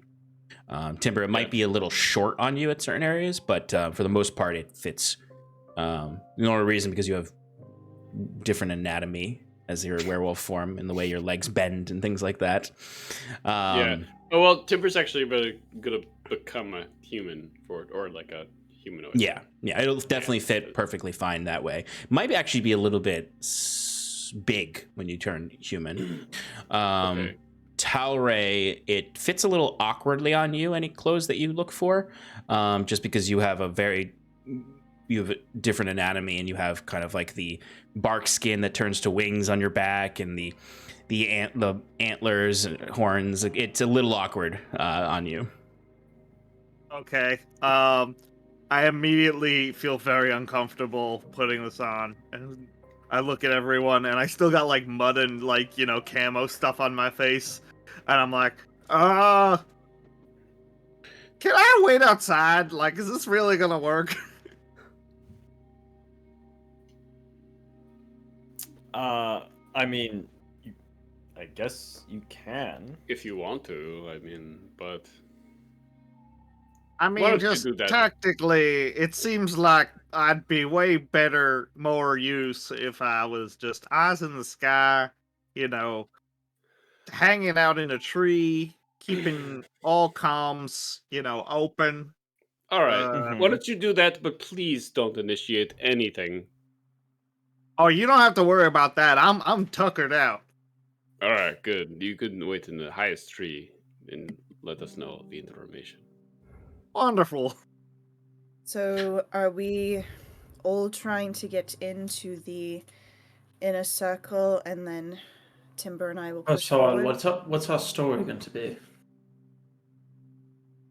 Well, wait, hold on. Are we all going in? I don't want to be left alone outside. No, you just said you were. You just suggested that. I thought that some of people would be staying with me. No, you got Mundy and Naldo. System.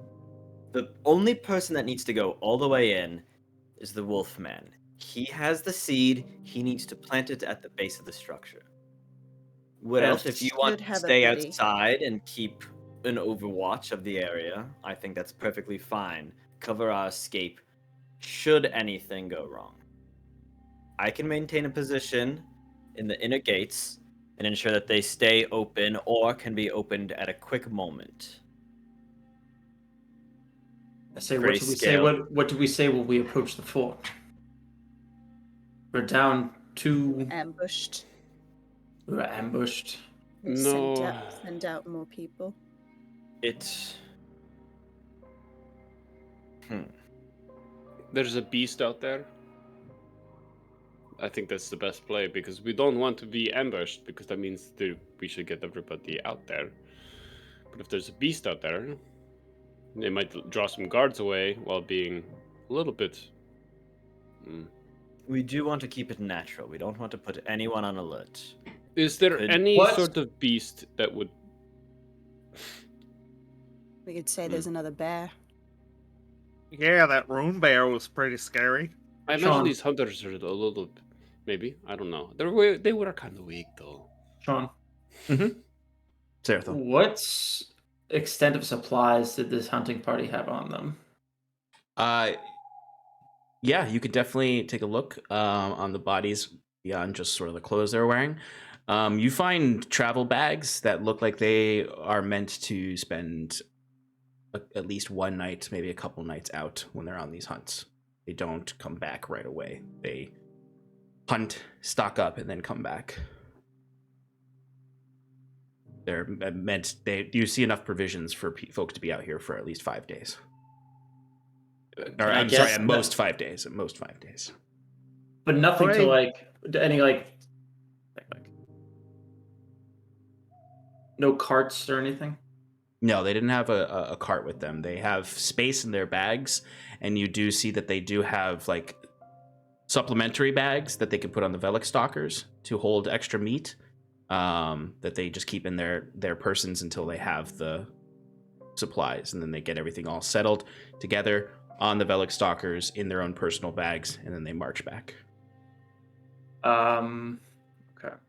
So it would be strange if we came back soon and came back without any Prize. animals.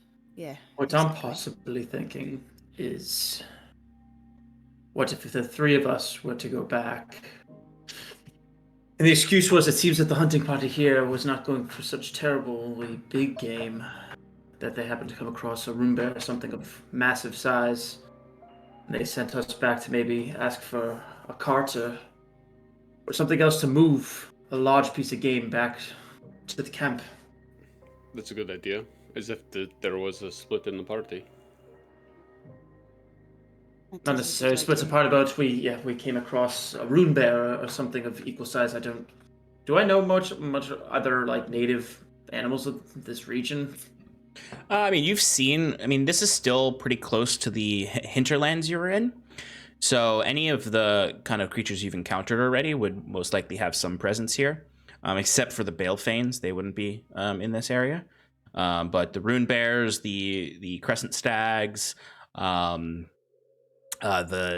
tree rats, all of those creatures would be. Would a Velik Stalker be able to carry a unicorn carcass? Yeah. Okay, well then no. Velik Stalkers are big enough to be like ridden as mounts of war. I'm sorry. I think I just discovered a hole in our plan. Do any of you speak Elysian? I start speaking Elysian. I have the ability to. I do know tongues. I don't No. mean to sound rude, but I fear I am the most charismatic of this group. And I also don't speak Elvish. Well, then you shouldn't be talking. I think don't that's a speak the very, language. very, very big mistake.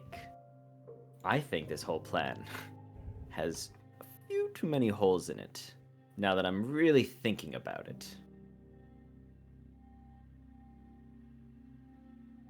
Tongues can be cast on anyone. I know. Just saying. Did you say that, though? I didn't. I scratch my head and say, if you want me to play a part, I Wait. guess I could try. No, hold on. What holes do you speak of? And how would you speaking alleviate them? Well, I just mean trying to deceive this party. I do you know what these creatures, these rune bears, are called? I'm sure they have a native name for these creatures, not rune bears. Will sound like outsiders in an instant. Native peoples have dialects, they have certain words they would use. You have to really know how to speak in the most unimpressive way to navigate these landmines. Otherwise, you'll be found out.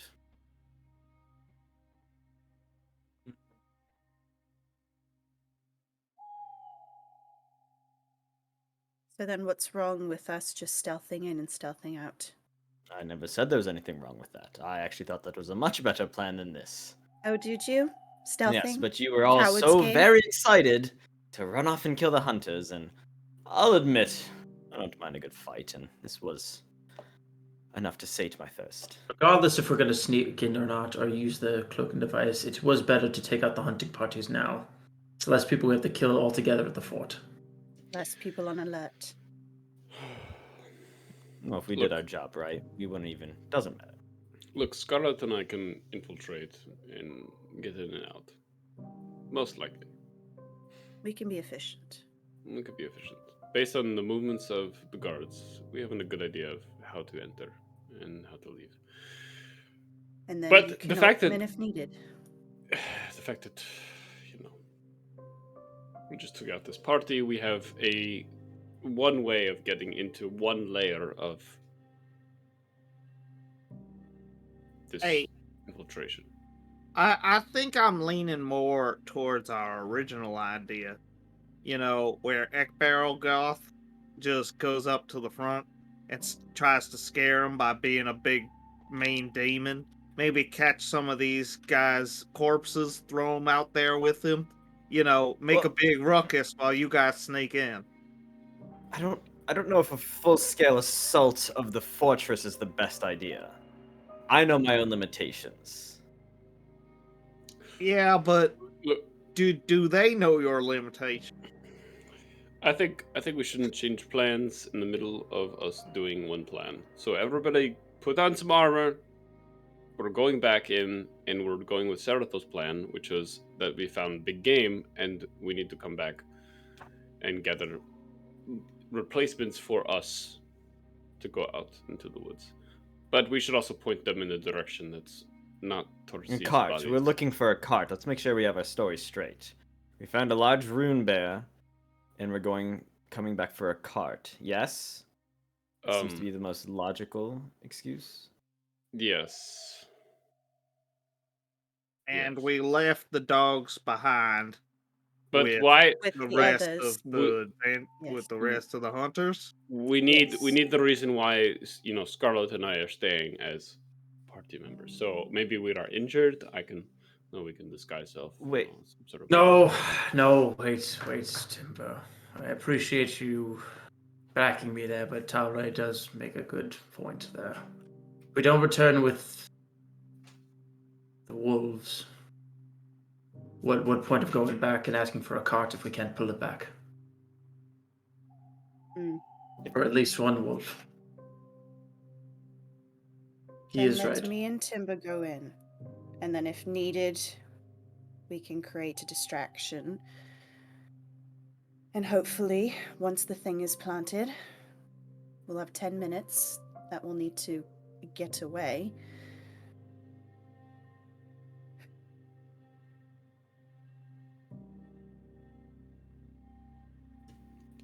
I'm not worried about that part. It's more like the.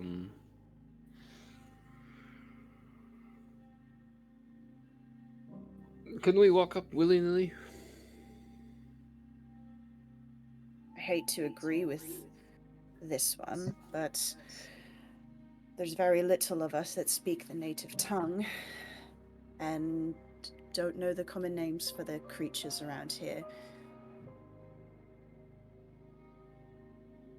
So that seems less likely.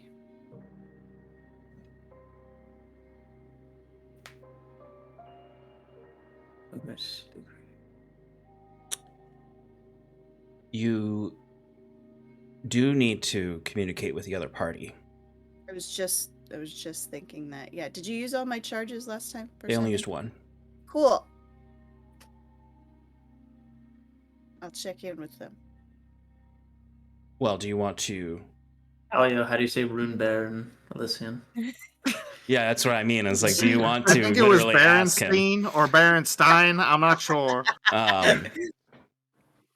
Because But whenever again- you start your... Because they're going to need to start their plan when you start your plan also.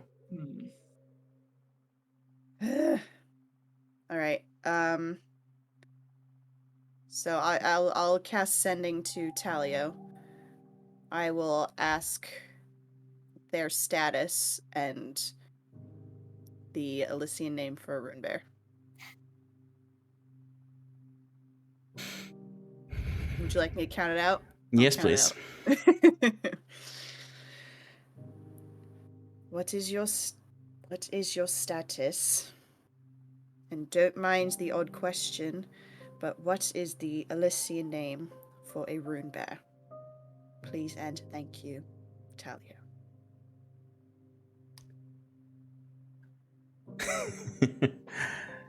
We are on the outskirts of the fort. I'm keeping eyes on the group. I am attempting to infiltrate on my own while the brothers and the druids use their wild shapes to get in. They're called Brogthras.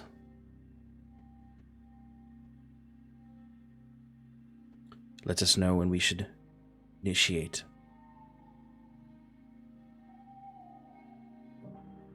Relay this information to the party. Seems like they're in the same position we are, but they're trying to infiltrate.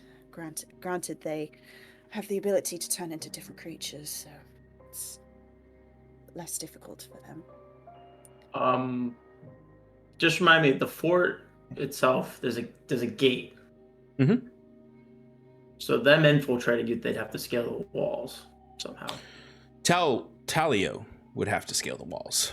The other three can turn into mice or hawks. So I meant as far as Scarlet and Timber. Oh yeah. If they tried to I have infiltrate, they'd scale the walls. Yeah. Timber can blink. so Unless there was a way for them to walk through, if Scarlet used Okay. that potion of invisibility or something.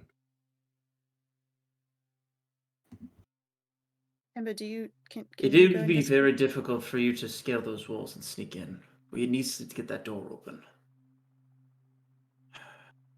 I don't see any way of us getting into this fort. Whoa. Okay. I don't see any of us getting into this fort without another fight ahead. So maybe it could be distress. Maybe instead of saying that we killed a rune bear, we fought one, but a bunch of us were gravely wounded, and the three of us coming back to camp were seeking aid. Saying reinforcements. For reinforcements, just to get them to open the gate.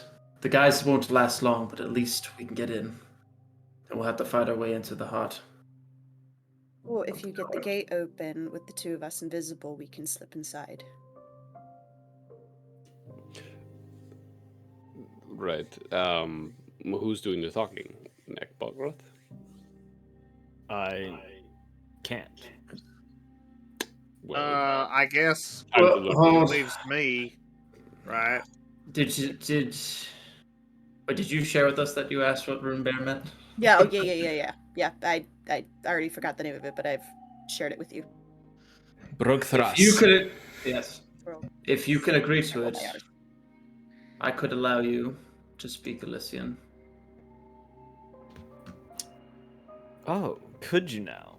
Can you affect dialect and tonal composures?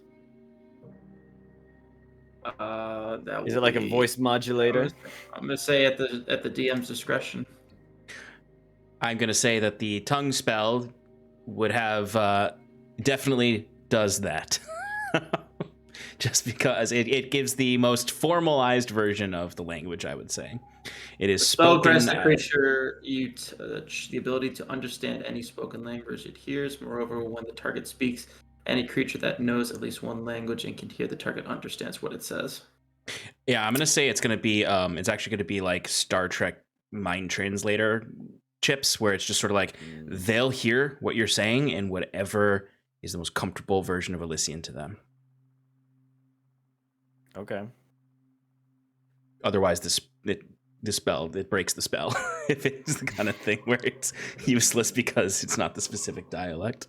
Because it's just they understand you is basically what the spell does. Right. So because I mean it's third level. There's like lesser ones, like it's in like comprehend languages or yeah, that lets you read things Yeah. in another language.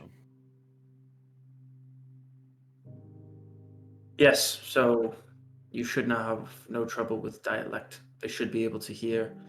Well, actually, you don't even learn the language. You speak the language you're speaking now, but they hear whatever they need to hear to understand. Fantastic then. This will be perfect for our infiltration. I can Yeah, in woo my them mind, with my words. it's basically whatever their primary language is what they'll understand it as, which for them would be Elysian. One of them speaks common and he doesn't think about it at first. He's like, wait a minute. Why are you talking funny? Hey there, Talray Jay. looks visibly at ease that this is going. The plan is directing I further imagine away from Talray it. was so nervous before this. Like, all right, well, this is me talking Elysian. Because it would definitely be accented from Talray. No, wait, no. It wouldn't be. Elysian. It's not a Elysian, isn't it? How did you used to pronounce it? Elysia. Lucia. Let's say I know a Lucian. I am definitely the hunter you just sent out. The Elysian hunter. you seeing me? Oh my god. Okay, so I guess this could work. Ekbalgoth and myself disguise ourselves as part of the hunting party, requesting aid from a scuffle with some beast. Hopefully, it's convincing enough where they'll open the gates and have some people come out. You two could slip in, and we'll keep up the guys for as long as possible. Maybe draw them if fortune favors us. Whoever comes out to aid us, we can lead further away from the camp and dispatch them. That's two or three more people we don't have to worry about. Will work efficiently. Talio, or Talray, sorry. You provide watch from the tree linings in case something goes wrong. Provide Yep. support. If there's any, hunters that return or, enemies incoming, I'll be sure to, or, they're on to you, I'll have the bird's eye view. So if there's any trouble, I will let you know loud and clear. So you should coordinate then with the infiltrating party and Talray on which side you're going to kind of go on so that Talray can position himself to be able to see that side of the fortress, because he's going to have a blind spot on the opposite side because he's not going to be able to get high enough. Well, we'd at least approach straight where the hunting party left towards the main gate. Mm-hmm. I only have one more use of the sending spell, so when we're ready, let me know and I will give them the go-ahead. Fantastic. So I imagine we want to get fairly close, but not too close. Mm-hmm. Maybe like 120 feet out. Yeah, okay. As long as that's within, the clearing around it. It would be, yeah. Yeah, you, Okay. the clearing is roughly around, 60 feet circumference. Okay. Give or take 10 feet. Right. All right, so you approach. Takes a little while, maybe like a half hour to get to, 40 minutes to get to the space you want to get to. You can see there's like sort of a clearing or you can see like you get as you get closer to the base, you can see there is a very thin road that has been weathered into the forest that leads up to it. So you can approach on that road if you want when you decide to transition. But I'll say for now you're still within the deep forest line, and you can you have eyes, kind of not great eyes on it because there's a lot of trees, but you have eyes on the fort. You can see the lights. At this point, it's around still early in the day. So I don't know if you wanted to wait until it was darker out, but it's early afternoon. It's like 3 o'clock right now. I don't know if that'll do much, because isn't Alicia kind of... It's not a suggestion that you should do that. I'm just saying if you wanted to. It is inherently always a little dark because it's dusky here at all times. Right. So for like Timber's purposes, like anywhere where there's not torchlight or any magical light is dim light. Like pretty much at all times during the day. I would elect not to wait. But second off, Sean, the charms that we're using to disguise ourselves. What exactly is like the description of it? Where it's a one-time use of the disguise self spell. Okay. So it lasts for an hour. Could we appear to be ragged and injured? Yeah, you can change the appearance however you want. The one thing is if anyone interacts with you physically, their hand will go through the illusion. Got it. And you can only, there's height disparity where like you can only be like 1 foot taller or shorter, I think. But generally speaking, you can make, like if Wiswick was here, he'd have a little bit of trouble. That. But he'd probably just go invisible. Yeah. Okay. Or turn into that dwarf that he always played. Abe Scone, I think was. But yeah, it's you make yourself, including clothing, armor, weapons, other belongings on you, look different until the spell ends or until you dismiss it. You can seem 1 foot shorter or taller. You can appear thin, fat, or in between. You can't change your body type, so you must adopt a form that has some basic arrangements. That means like you can't add limbs or things like that, right? Yeah, or remove limbs. The change wrought by the spell fails to hold up to physical inspection, so that's if they actually touch you. So like if you added a hat and they reach for your hat, they're not going to grab a hat. If you use the spell to appear thinner than you are, the hand of someone who reaches out to touch you would bump into you while it's seemingly still in midair. So to discern that you are a disguised creature can use its action to inspect your appearance. It must succeed on an intelligence check against your spell save DC, which I'll say for generally all of these is an 18 for what Ilgwyn's spell DC is. Yeah. All right.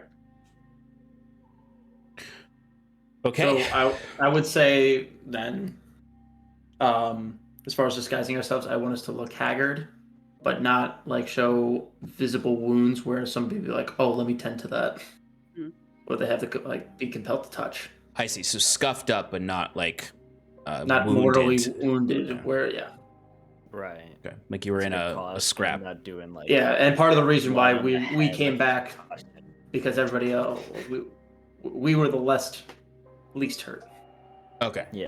You were able to go for help. Yeah, and like you left the stalkers there to protect the wounded or whatever.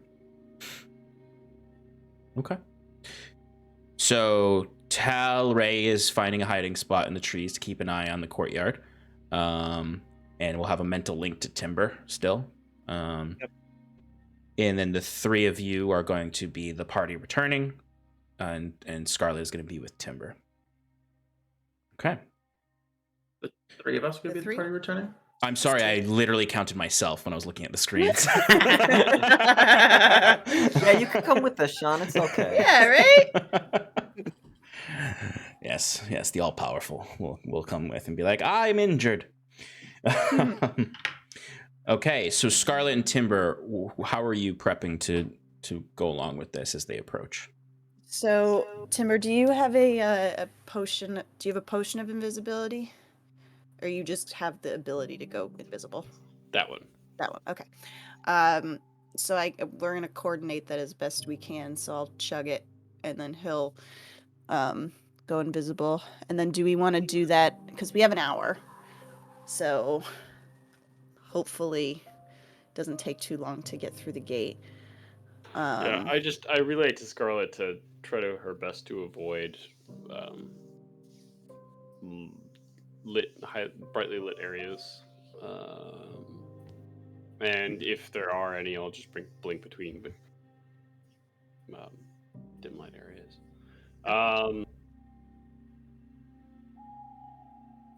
Pretty much it. So then, should I tell? You know what I'll do?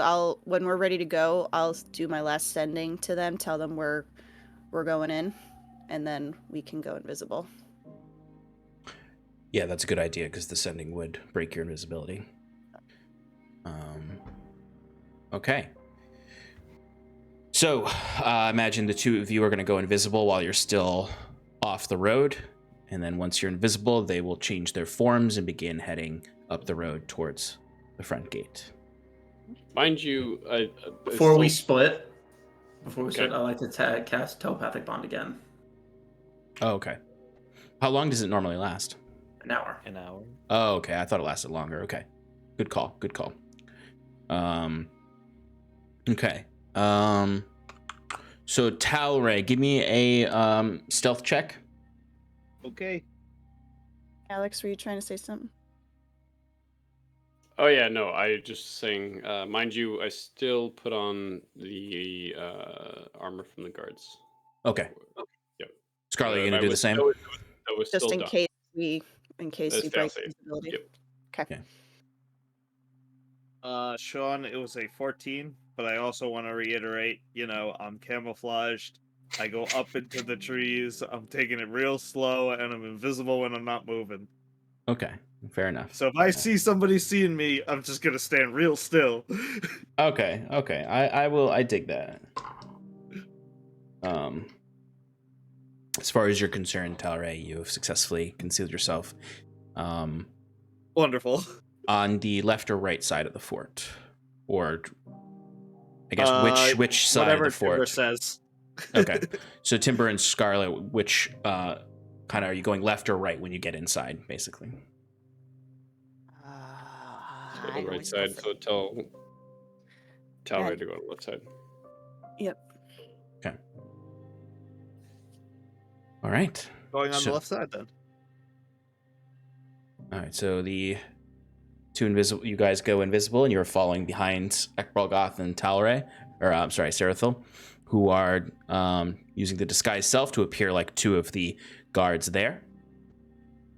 Okay. And I will cast tongues on the both of us. Okay. I will let you do the majority of the talking, but just so I'm not caught sitting there like an idiot if they happen to ask me something. I think it's a very good idea. All right. So Sarathil and Ekbalgoth, you would see the same patrols that you were described to you, although this is the two of you's kind of first time actually seeing the fort, since you stayed behind. And you can see kind of just that light emanating from the central ring that you know is the monolith. You can see several torches up on the walls and other stacks of smoke from campfires inside and in the outer camps. It's still early enough that you can kind of see everything, although everything is a little dim, except in the torchlight and campfires. As you approach, you can see the two guards from the front gate start to step forward towards you as you're approaching. They do look...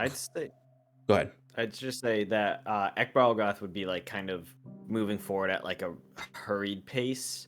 Okay. Not exactly running, but making it look like we have been running for a while and he's still rushing. And I'll let him take the lead in anything he does. I'll just follow suit. Okay. So as you're approaching in this hurried state, the guards then would actually much more quickly rush up to you, the two at the gate, the front gate. And as they approach you, they would look kind of immediately trying to see what's wrong As we're approaching, I go, hurry, hurry, please, you must send help. We were attacked by a Brockthras. Brockthras. Am I saying that right? We were attacked by a Brockthras. But an hour's into the woods, the rest of the party, there's some killed, 2 injured. We are the best. You need to send help quickly. I don't know why they're so close. Is the beast still out there? I think so, yes. Do you know how far away? Where are they? Can you lead us to them? They're about an hour's out that way. You must get more. Send help. Give me a deception check with advantage. Man, brag thras. I'm not proficient in deception? What the fuck? What? Are you not? What kind of devil are you? I don't know. Well, it's still 22. Okay. Okay, so Pretty good. combination of the spells and the disguises and the haggard way that you've approached, this guy doesn't seem to be questioning anything with how much of an emergency it seems to be. How many do we need to send? How many do you think is needed? Oh, full another patrol. It was a monster of a beast. Big, gnashing jaws. And then the two of you, how hurt are you? How injured are you? How injured are the folk? Are the other hunters? At least one dead. One of the stalkers, I think, close to it as well. The other ones couldn't make it back. We're the best shape, but we've been running for over an hour now. Or for about an hour now. You see he looks to the other guard there who kind of gives him a quick nod. And he says, all right, well, you come inside. You must report this to Captain Rin. And she will decide what to send out and who to send out. Of course. And then you'll need to get to unless they need you to go out with them, you'll need to go into the infirmary to get your wounds checked. I think that's best, yes. Yes, please, let us in. We should speak with the captain. You see he takes out a horn and blows once into it. And then you hear...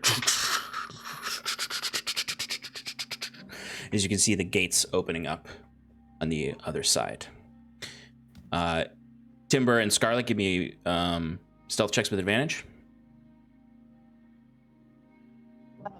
I know I said it before, but I want to say it again. I did tell the other party that we were going in before. Yes. Invisible. Okay, yeah, totally. Excellent. 32. 32, you said? Mm-hmm. Timber? 20. 20, okay. Lost my pen cap. 32 and a 20. All right. So, the two of you are led in through the gate into the immediate kind of first courtyard of the gatehouse, because the gatehouse isn't a fully complete topped.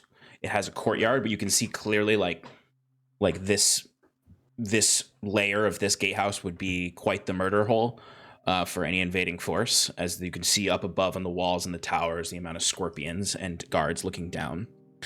There's a small fountain. How many scorpions and guards?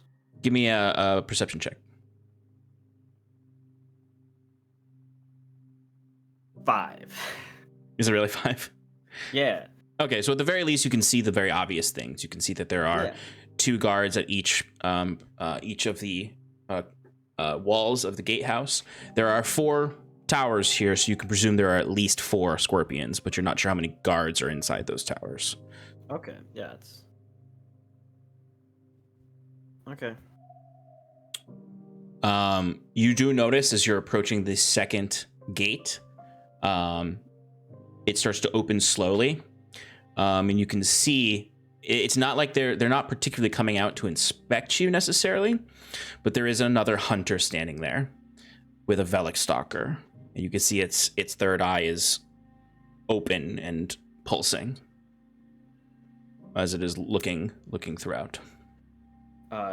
Also, two things real quick. Mhm. Can I tell the gate opening mechanisms? Are they within the houses or are they out here to see? They're within the houses. Okay. Timber, you do have to be extra careful as you're going through here because there are torches in the courtyard. Dawn.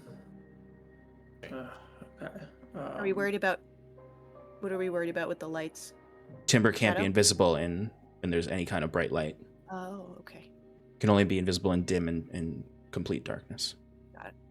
John, did they pass us, or do I see that Velik Stalker with the third eye open?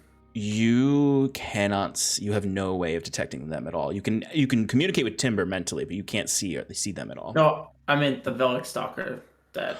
You're kind of like in the process of coming together halfway. It's ahead of you right now. Okay. So like you just stepped into the courtyard and the second gate opened and the Velik Stalker and Hunter stepped out. Got it. They don't look like they're coming towards you though. They look like they might just be doing a round themselves. Okay. I'd like to just keep an eye on the Velik Stalker. Okay. Just see if like something's off about it, where it's just like it senses something that's not right. Sure. Give me a perception check or insight check.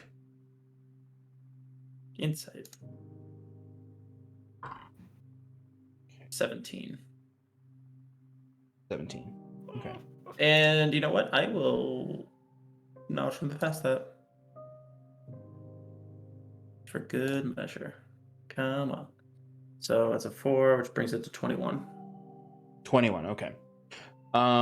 With a 21, you can definitely tell with an insight of 21, this Velik Stalker is highly aware of its surroundings, but it does not seem, as far as you can tell, because you're not quite sure where Scarlet and Timber are in your surroundings, it doesn't seem to have picked up on anything unusual within the courtyard right now. With that said, in that role where we could continue, I'll just send a message mentally to just Timber because Yeah, I know. Scarlet can't hear anything. I know. Be wary of that Velik Stalker. It definitely has heightened senses, and if you feel threatened, let me know. Okay. Just the single K. Passive aggressive text message. Yep. Okay. So Timber and Scarlet, I imagine you are not waiting for them. You are just darting towards the second Get gate. in as quickly as possible. Quickly and quietly as possible. Okay. So you can either keep your previous stealth checks or you can roll again if you want. Get a Roll 32.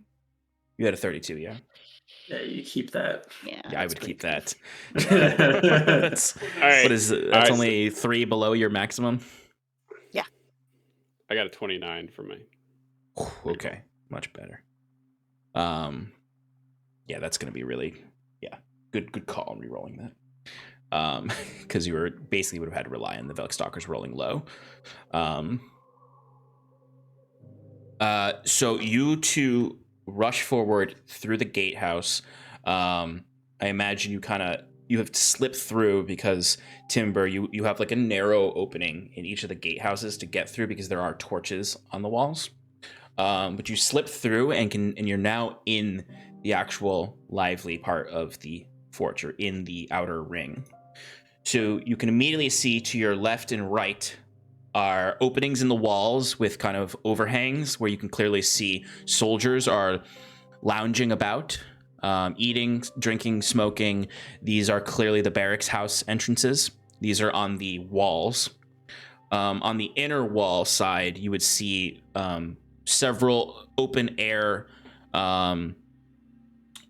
stations for certain things. To your right, you would see there's the butcher area where you can see they have very little meat. That's why the hunting party went out. And they have the kitchen there as well, and you can smell there is sort of like just the smell of bland soup in the air. They're clearly on kind of the ends of their supplies for this season or this time of the year. To the left, you can see there's a workshop where you can see smithing forge and all sorts of things, and other kind of tannery and repair stations for the material goods of the garrison. Immediately in front of you is a tall golden statue of Queen Aella. As you can clearly see, this for you two is the first time you've seen any likeness of Queen Aella. She has these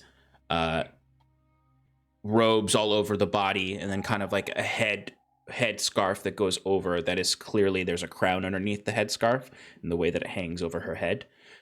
Stern face with these clear rivuletted scars that have been ritually cut into her skin, with just, I mean, it's a statue, so just the stoic likeness. Cannot see her hands or arms; they're hidden amongst the frock of the cloak, and then just the bare feet at the bottom, as she's represented. Just gold, no gems or anything like that. Just gold-plated statue. Is there... Do we see an entrance into where the monolith is? Not here. Talray would have told you that he saw a gatehouse in the back, a second gatehouse that would be on the opposite side of the fort, outer ring. All right. So then I'll nudge Timber and start making our way over. What you do notice is that in both ways, both directions, there is a hunter and a Velik stalker walking up and down the streets. All right. So, do you want to split up, or do you... Well, actually, no, I shouldn't be talking. There's too much. No, so then we'll just... I can get inside. 100% inside? 100%. Give me a moment. Watch my back. Right. I'm gonna put my ear to the ground, Sean. Okay. For a minute. Is this a feature that you have that I don't remember? What does this feature do? I'll tell you at the end of the minute.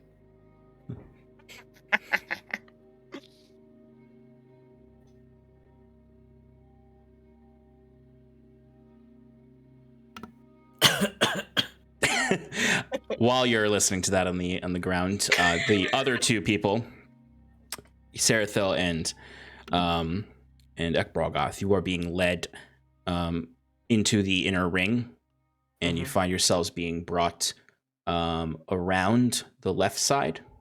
Okay. Where you would eventually come to the top left house there. Which is slightly nicer than the other ones. You have seen the same things I just described. There's workers, there's soldiers lounging, some working. You see the Velik stalker walking by. Same thing, that third eye thrumming.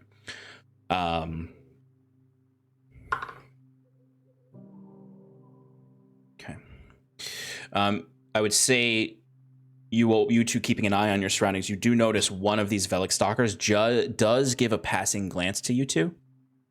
And you see the hunter looks at you two, and then kind of just, even though the Velik stalker keeps a distinct eye on you two, and you can see it sniffing, as if you don't smell quite right, the hunter just kind of like gives it a little pat, and just sort of like, you can clearly hear in Elysian him saying essentially like, don't worry, they'll be okay. Like, he's assuming that it's smelling the blood on you guys, as opposed to the fact that there's a demon and an undead man underneath that illusion that Velik stalker is probably sniffing. And Salt and brimstone. You hear, so the guard is walking with you too, and he looks to you, Sarathil. And he seems a little like worried. He has a worried expression on his face. And he looks to you and he says,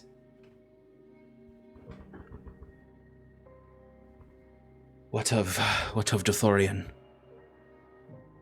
Is he still alive?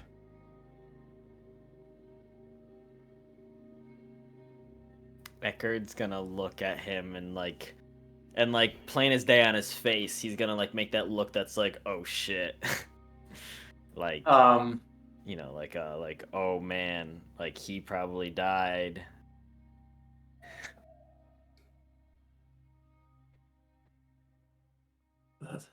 I don't know. It happened so fast. I remember running, but I know they were left with one of the stalkers.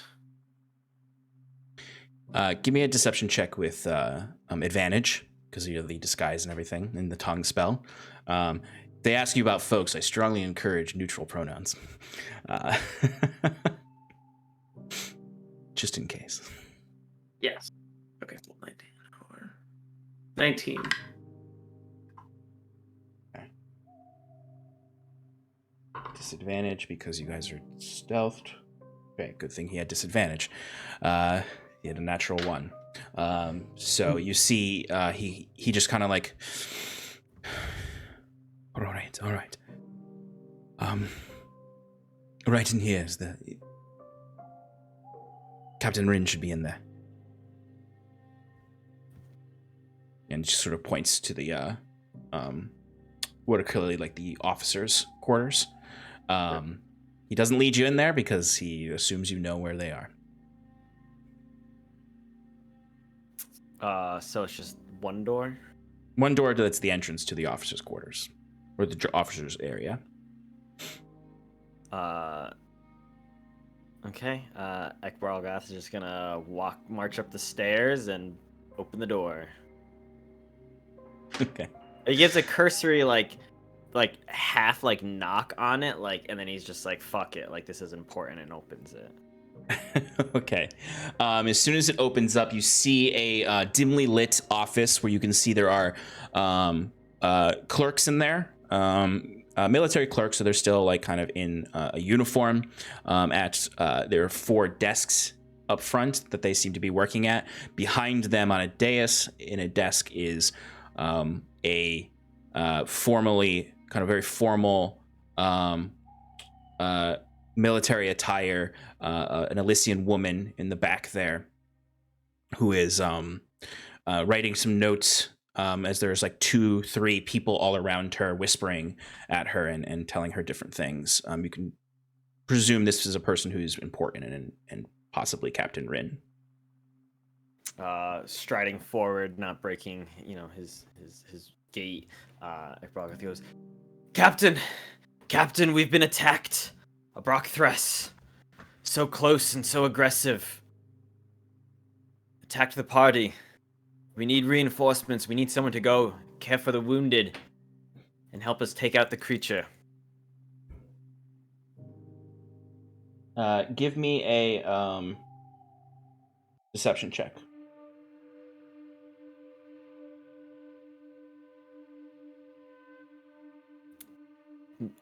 With advantage? Not this one. Captain doesn't take no bullshit. It's 14. Oh no. You see, as you say all of this, she immediately stands up. Everyone goes quiet in the room as she kind of pushes herself up and she stares at you for a very long time.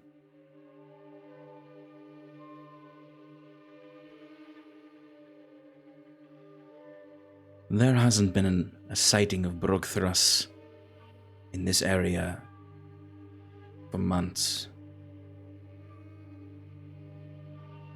Took out the entire party of our hunters, of your hunters. Not the entire party, no. It was different. I don't know if it was touched or something, but it came in, killed... Well, I assume they're dead now. terrible injuries. One of the stalkers ripped it apart. Your tore soldiers through our couldn't handle band. it, Amathor. He acts very sheepishly as he goes, we weren't expecting it. There was no indication. The stalkers didn't pick it up at all. Like a phantom from the woods.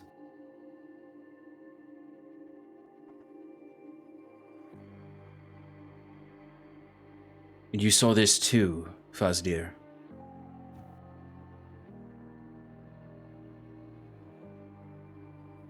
Yes. Just kind of shaking his head and just. I'm gonna go one more performance than just speaking. Okay. Where I'm just like struck and like. More nonverbal. I can't. Yeah, I can't explain it. Okay. Give me a deception or performance.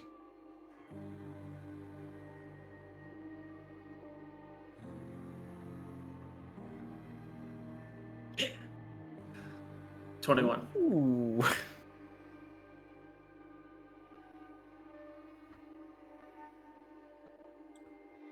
You're clearly distraught. There's something wrong with your captain.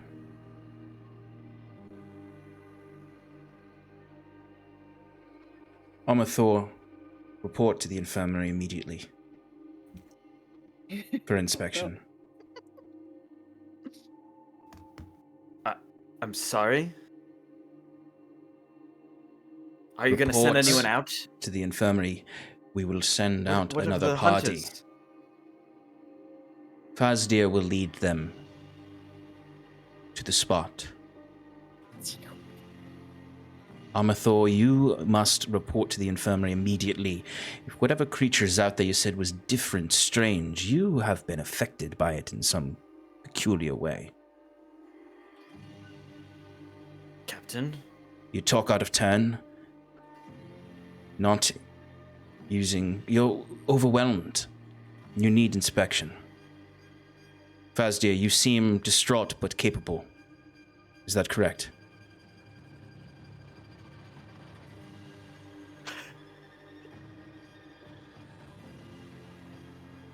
Right, that's you. Unless he seems entirely unable to speak now. Sorry, what did you say again? Are you able? He says, you seem capable. Is that correct, Fazdir?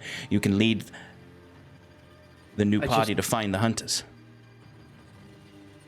Kind of like getting mustard curse like. Yes, Captain. I can lead them.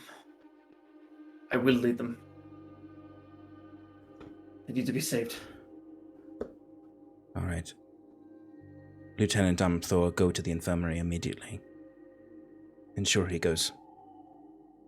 You see another guard comes over to you. I will quickly do a little salute bow type thing. Very confused about what to do. Gosh. That won't be necessary, and I know the way. As he turns on his heel and walks out. Ensure he makes his way there. He may have suffered an injury to his head. Alright, Fazdir, you're going to report to the front gate, and I will send an envoy with you. Lead them to the surviving members of your party. If this creature was able to nearly wipe out your entire hunting group, we'll need to send several Relic Stalkers as well.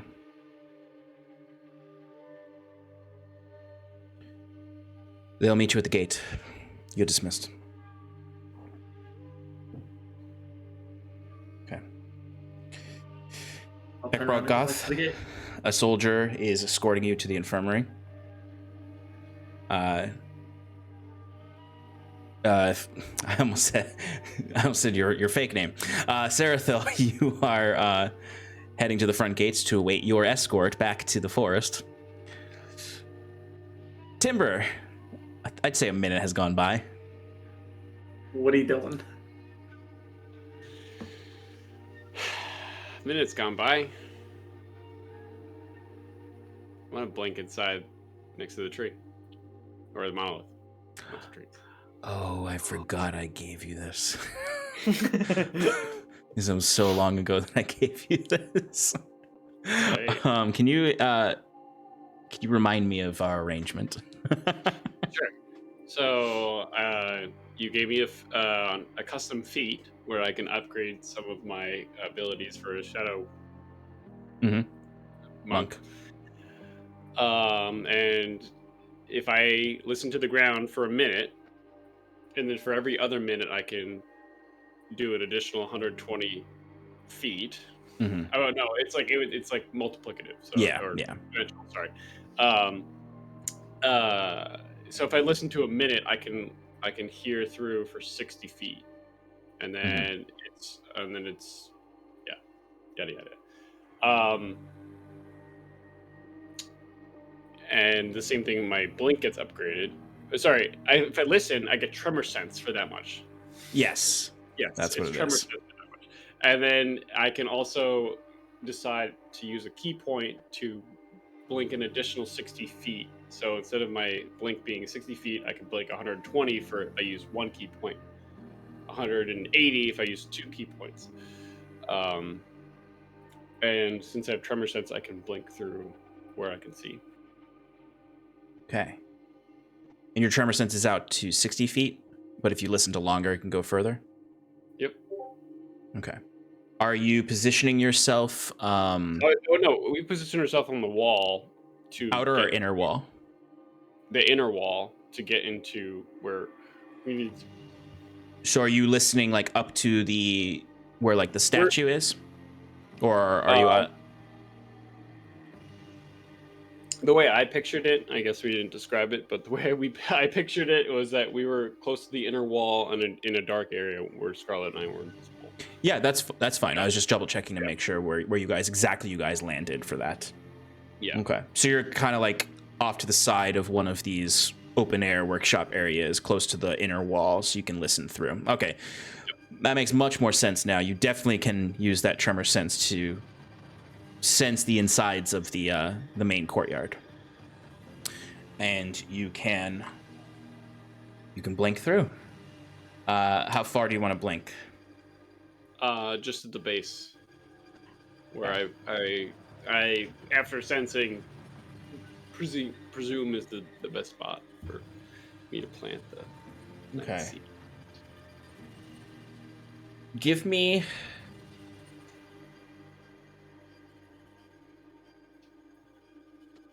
a wisdom saving throw. You got it. DC 18. Oh, I rolled a natural 18. Nice. So 22. Okay. You feel as you do this blink, you've not done this before, so it's a bit experimental. Everything kind of quiets down. It's almost like you're combining. It's not just that you're listening to the ground, it's that you're using your key points to silence the rest of the world and hone in on this single tremor sense. So you can get almost a blueprint of at least the foundational layers beyond this. And then you blink. You feel yourself as you're almost like pulled through the air to the shadows beyond. You feel yourself almost catch on to something and almost get stuck somewhere in the passage. Like there's some magical wards that you overcame to get through the actual wall itself. Where you may have, if you failed that, have been stuck in a wall. Or jettisoned out. You find yourself to the nearest shadow to where you would have landed. You're in the deep corner. You are in a shred of shadow inside here that is basically behind some in the deep corners of the room, because this monolith, the glow from it is brightly lighting most of this chamber. So you are only able to you're inside, but you're in the outer areas of the wall where the shadow is darkest or dim, really, not really complete darkness. As you look inside, you can see there are 3 sentinels in here. They are heavily armored, large glaives and tower shields. Basically, there's you can kind of see how the monolith itself is somewhat of a triangle in shape, sort of the general shape of it. So on each side is one of these sentinels. You can see a gate. There's no gate on the opposite wall. You can see that there is the capability of like a portcullis to come down, but there's clearly a magical wall there inside the doorway of the entrance to this area. This is heavily magically warded. And you're certain there's probably other wards here too, beyond just the fortification wards. But you can see the large, ghostly white crystalline form of the monolith with these flying buttresses that are almost melted into it, where you can see where they're attached to it. The rock is sort of radiating heat and glittering with some slight radiance, as there's almost ripples in the air that you can't tell if it's just the sheer magic or if it's actually warm in here or not.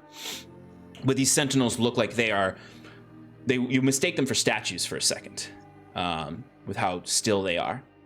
The air in here is it is quite warm, and there is kind of a gentle vortex of wind moving about you. Scarlet, you maybe see a tiny little wisp of shadow, and you just feel that Timber is not next to you anymore. His presence is gone.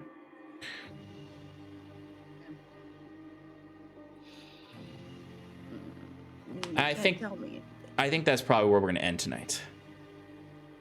Timber's in the main chamber. Akbralgoth is being brought for an inspection as Amathor, Lieutenant Amathor. I don't know, Corporal Fazdir is being brought out to lead a group to find their fallen comrades. While Talray is watching from the trees above for what is going to happen next. All right, so we'll jump into that next week to see how, if everything goes according to plan, if Timber just drops this thing and everything is all good, or what happens, or if you need to fight your way out, or something like that. Wait, can he perform an action while invisible? He can, because of the type of invisibility he has is not based on the spell, it's based on the amount of light around him. So if he approaches the monolith, though, he'll be exposed. If he could do something from the edges, then yes, he can without breaking invisibility. Yeah, if he hucks it, although if he hucks it, then he dies. Wait, how close does he have to get? Can he just like stealth dig and just like plop it in and then like? I'm pretty sure Timber's invisibility will break when he's anywhere near this thing. So he'll need to find a way to get to the base to plant it quietly, or smash it and blow everyone up, except for Talray. You can try and get inside too and take it. We'll see. Mage Hand, that's right. Oh shit. That's but that would break invisibility, though, wouldn't it? Well, his invisibility is not based on that. It's not based on. Yeah. It does only exactly.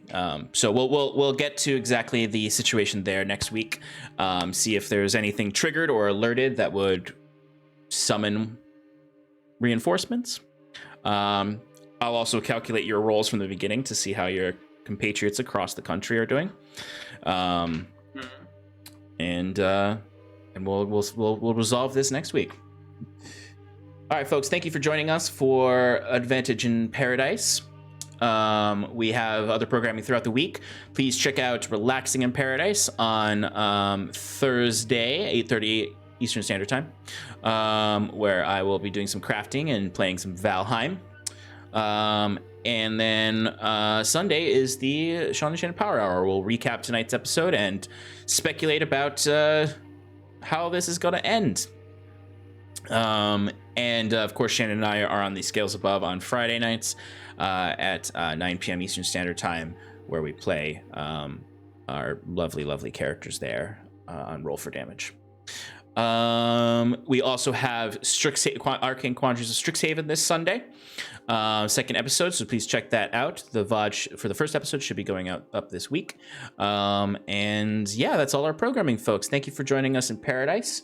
We are gonna raid. Go raid D&D Beyond for Jasper's Game Day weekend. Yeah, we'll raid D&D Beyond to support Jasper's Game Day, their week. Since we are Started today. Ambassador, our channel is an ambassador channel for them, so go support them. Donate to a good cause. D&D Beyond. D&D Beyond's channel.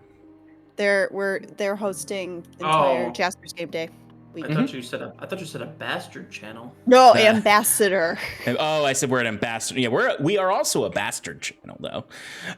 Don't say that. Don't say that. PR nightmare. It was. Bye. Ugh.